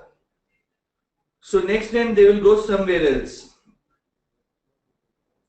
The second regular hiking group is very pleased and want to do something for the farm as a volunteer. This means that there are two different types of stakeholders in a single paragraph. Remember, this type of drafting is not recommended. This type of drafting is not recommended. A good teacher, a good facilitator is the one who also shows the wrong ways. I am not only mentioning the right patterns, rather I am also telling you the wrong ones so you are aware of these. So, sir, what do you actually want to highlight? I actually want to highlight that once you have highlighted these stakeholders, the happier and the unhappy ones, you are actually supposed to ensure that first deal separately with the ones who are happy. Make this a rule. Discuss them, discuss their importance, and also discuss the importance of their claim,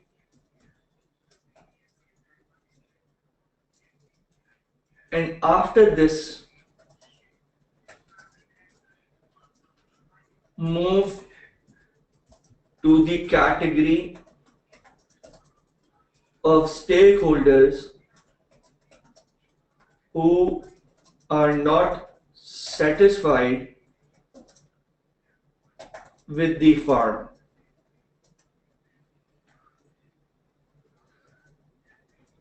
Don't mix both types of stakeholders in a single paragraph.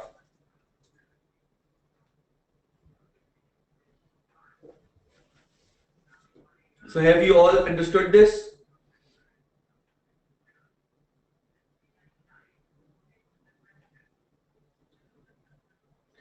Please tell me, have you all understood this?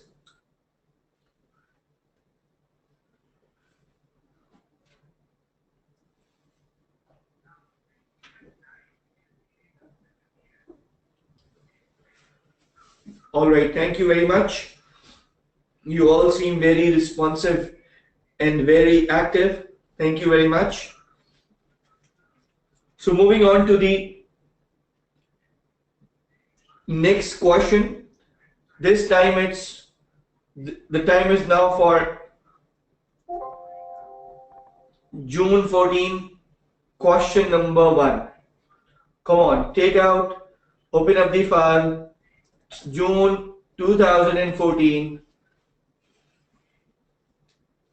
question number 1.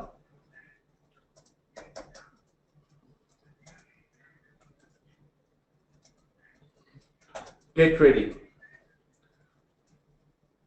You'll have to read the scenario, definitely. So today is the first day of the webinar, and because it's the first day,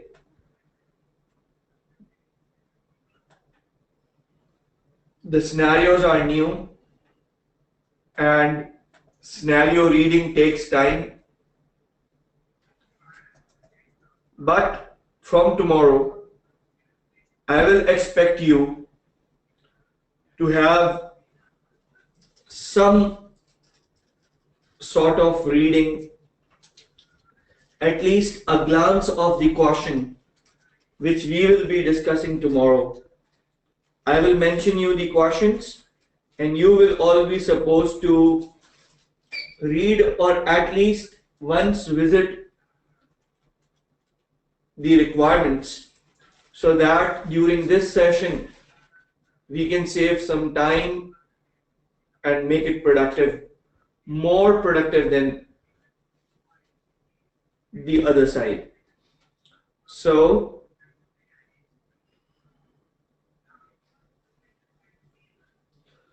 it's time for June 14 question 1. So I hope everybody is ready.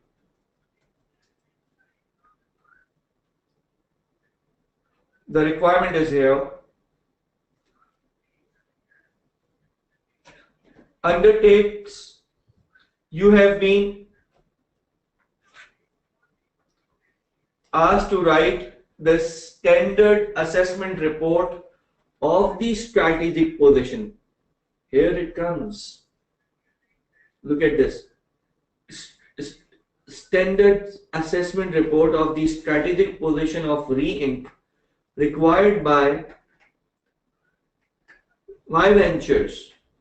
Write a report for Y Ventures which undertakes a SWOT analysis of Re-Inc. 20 marks. It means you have to write the standard assessment report of this company. The name of the company is Re-Inc. This is important to highlight this. It is very important. The company's name is Re-Inc. And the Re-Inc. analysis will be carried out by you for the V Ventures. There is a company, there is a venture company known as Y Ventures. The Ventures has asked you to write a standard assessment report of the strategic positioning of Re-Inc. In other words, in short, you are required to. In short, you are required to carry out SWOT analysis. You are required to carry out SWOT analysis and nothing else. So part A refers to SWOT analysis. Let's move on to the scenario. How many minutes do you want? 8 minutes, 10 minutes to go through this scenario? All right. If everybody will read on his or her own, this will be more beneficial. You may quickly go through the first 4 paragraphs because this is just theory. You may start reading now. All right, start reading, please. The scenario.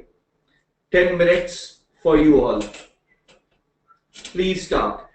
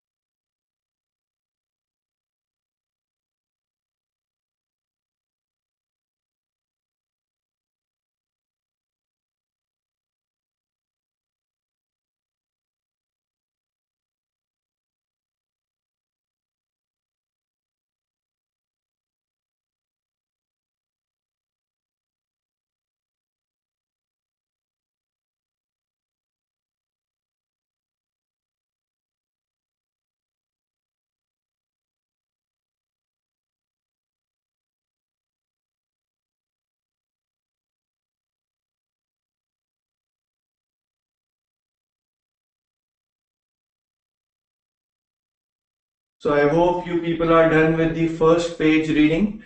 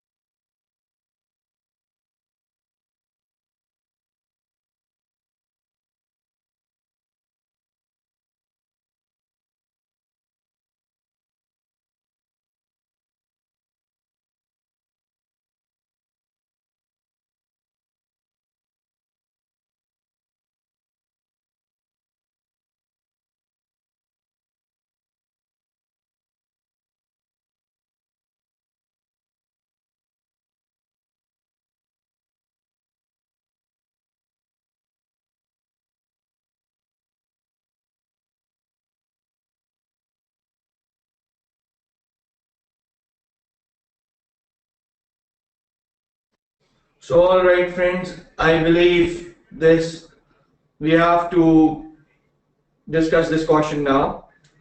So, you all have read the question, or you need a couple of minutes more?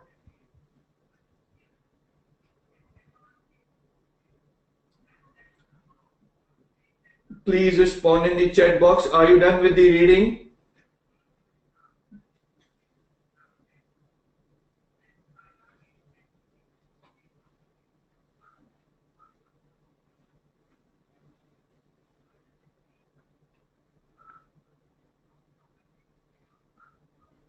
Okay, just couple of minutes more, please.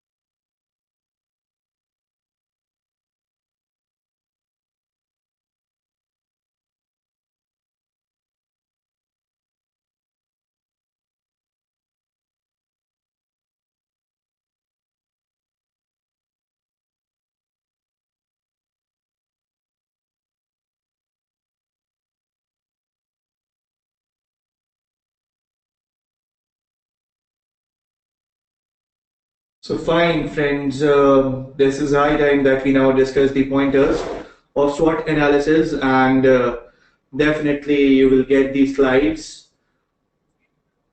I will be sharing the slides in the WhatsApp group. So stay connected in the WhatsApp group. You all are given a WhatsApp number. The WhatsApp number is also visible on the screen. So, and the WhatsApp group link has also been shared with you people, and the link will be shared once again at the end of the today's first webinar. So, how many of you, I believe, many of you would have and must have identified this as a strength, expert available in the printer technologies. Number two, attract an expert team of technologists. Uh, Up now, the experts, these are actually experts, right? So the person himself is a strength, right? So if he is an expert, expertise can be called a strength. Do you all find this benefit?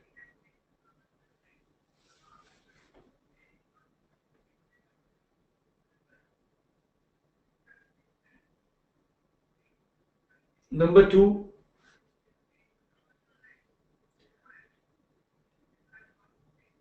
the company is attractive. The company is attractive because there's a team of experts who is working there. So the company can attract suitable employees. The company can attract suitable employees. Attracting suitable employees, remember, is not a strength. If attracting employees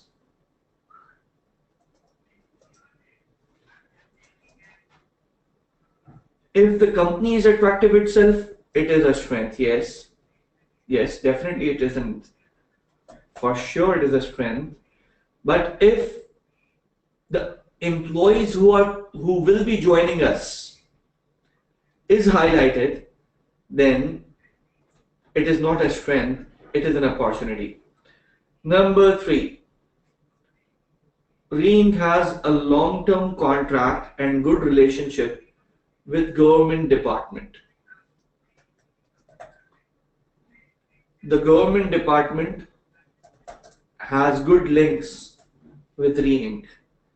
This good link will lead to more revenues and perhaps more contracts.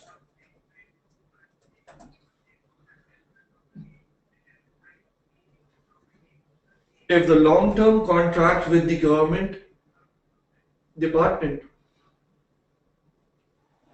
can lead to more revenues and more contracts, then this is definitely a huge strength.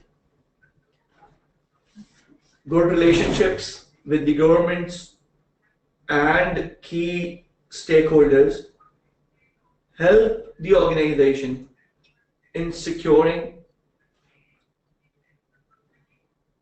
good revenue for the future.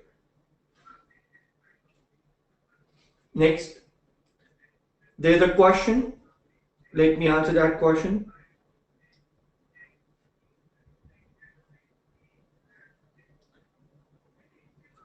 You may write it like this.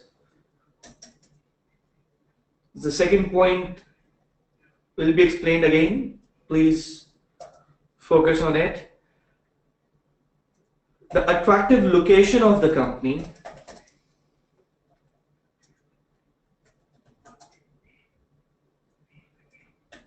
is mentioned in the case, isn't it? If the location of the company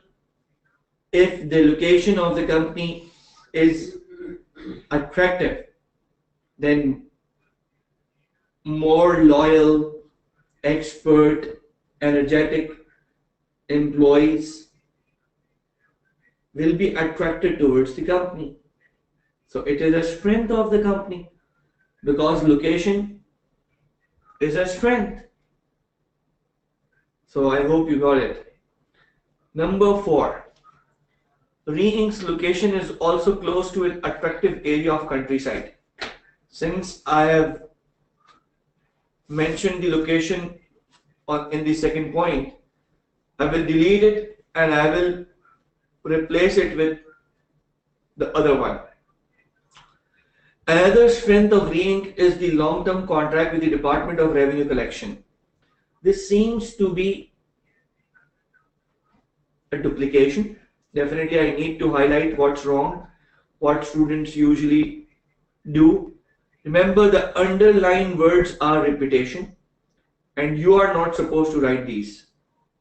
See, I am teaching and I am telling you the difference in the good and bad drafting, and this is the bad part. Why is this bad part? Because you have already discussed this part over here. So repetition doesn't give you marks. Are you getting my points? Repetition doesn't give you marks.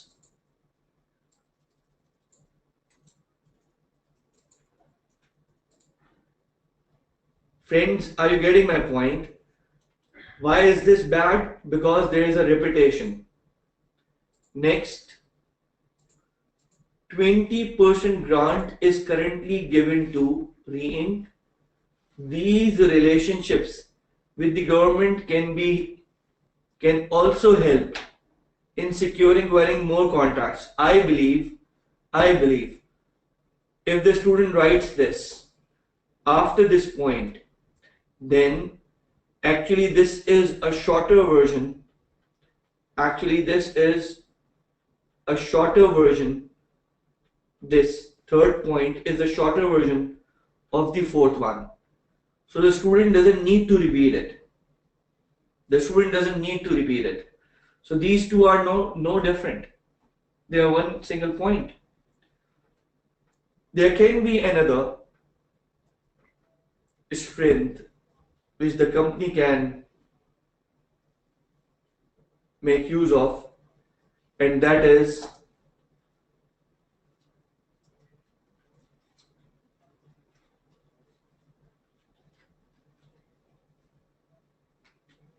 the fifth strength, or perhaps the fourth one,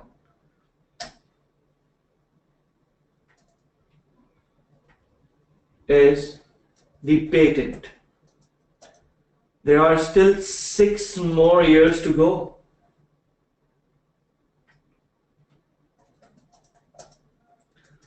Few students have identified this as a weakness, and they are wrong, because one day every asset has to go. So if there are 6 years to go, you will call it a benefit that is supposed to come for next 3 years, for next 6 years. Therefore, you can't call it a weakness, because currently it is giving benefit.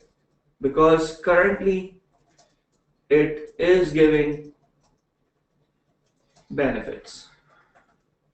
I hope you all are getting my point and the concept is clear, isn't it?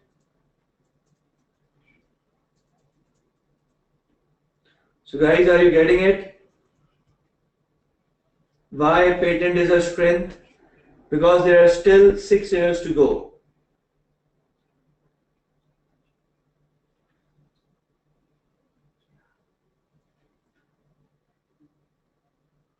One more point.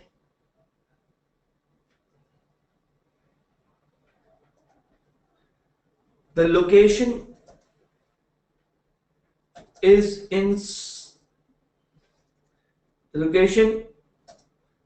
currently on low rent, and this low rent is reducing the cost. Everything which is giving the company benefit in terms of more profits or lesser cost is called a strength. It's called a strength. I hope you people are getting it. Moving on to the next slide. Weaknesses. So the weaknesses are lack of commercial expertise,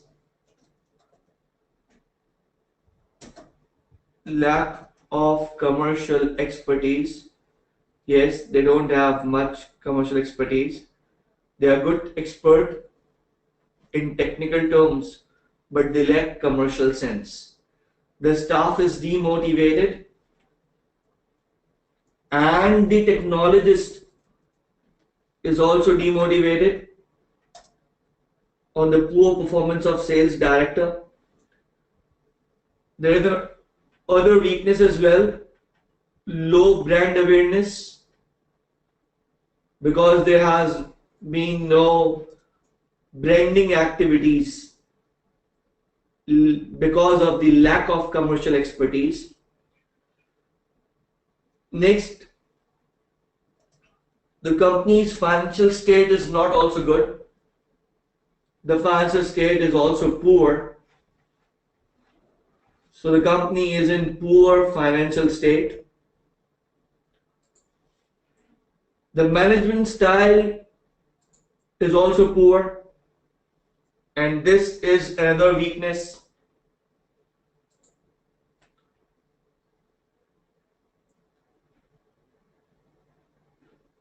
The bank has cut down their facilities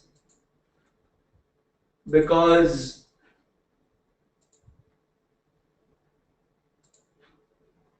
they must have not been able to pay off their debts.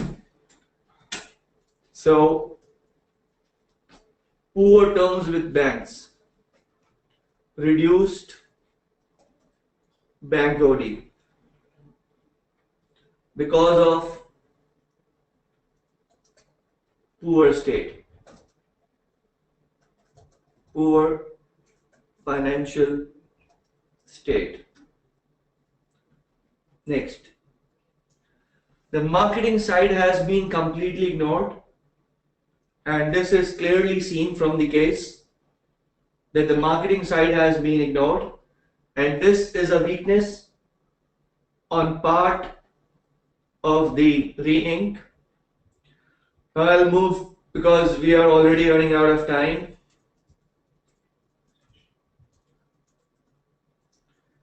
So I'll be moving on to the next opportunities and threats. Please remain focused for a few more minutes. The opportunities are they can attract staff for modest salary. So the upcoming and the potentially incoming staff is an opportunity. Number two, the area in which they are selling has good demand. So they have good demand. It's an area of good supply because people want cheaper stuff. They are into poor days of economy. They don't have much wealth, and that's why they will be preferring and demanding cheaper printer consumables which the re-ink is supplying.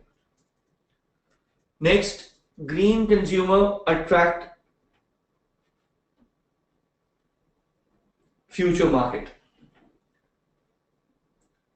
Actually, the case is saying that the green consumers are growing. Since they are growing, it means the demand for the product will increase. See, the 2 points are different. Here we have highlighted green consumers, and here we have highlighted those who want cheaper stuff. So there are 2 different points. Don't mix them. The contract with the government, the long-term relationship with the government is a strength as well as an opportunity for re-ink. So how can it be both at the same time? Yes, it can be both at the same time because more contracts will give more avenues in the future. So when we talk about future, it's opportunity. When we talk about current state, it's either strength or weakness. So remember, opportunities and threats actually refers to opportunities and threats actually refers to future of the company.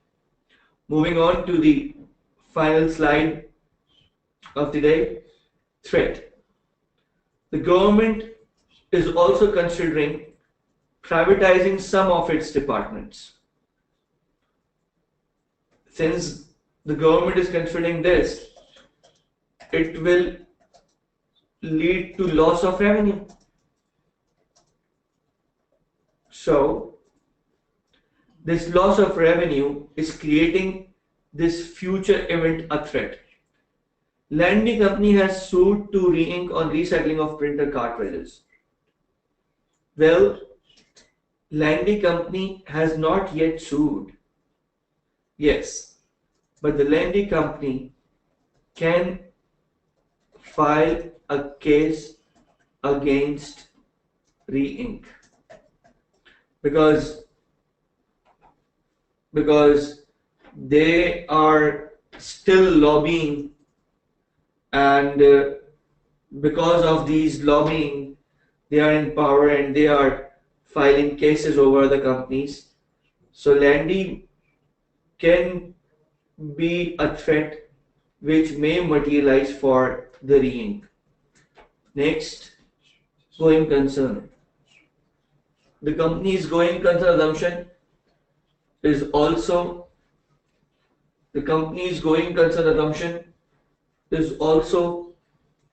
threatened by the fact that if the case has been filed or the government departments are discontinued, then the company's going concern will definitely be questioned. 20% of their revenue is coming from their DORC, and losing government department contracts may significantly decline the profitability of the company. So I will be sending you these slides, and you can see that these slides have good practice material and good stuff shared in it. You are all requested to make sure that you all must have read the stuff that I have shared with you today, so that you are able to cope up with tomorrow's plan. Or tomorrow's plan include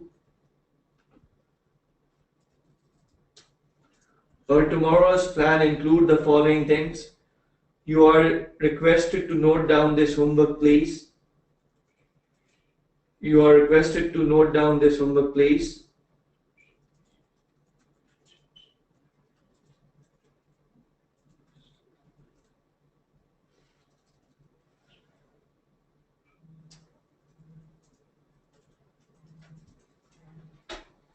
So, let's start. The students are requested to read and prepare for tomorrow for the following questions.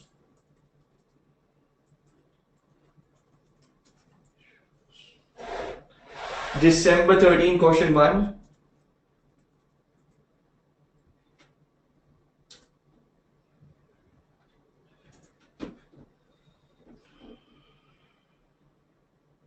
Number 2,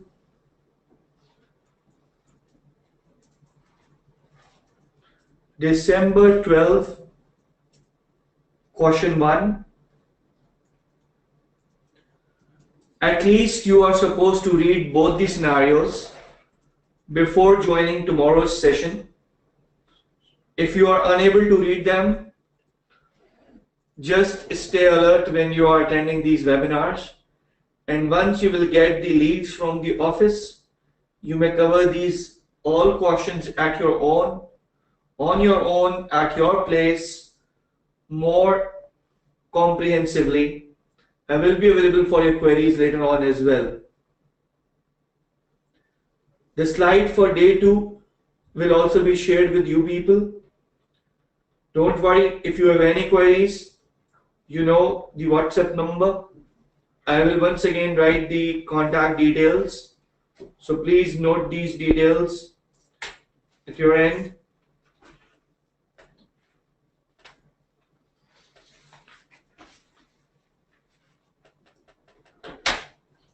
The WhatsApp number is 009234 5352 5352. You may drop a message on Facebook. The Facebook ID is Muhammad Saad Altaf. You may add me and follow me for other updates. See you all tomorrow with strategic choices, a very important session for this attempt. See you all. Thank you very much. Was it a fruitful session? Please let me know. Inshallah ta'ala, the days to come and the sessions to come will be more fruitful and will be more beneficial for all of you. I thank you, all of you.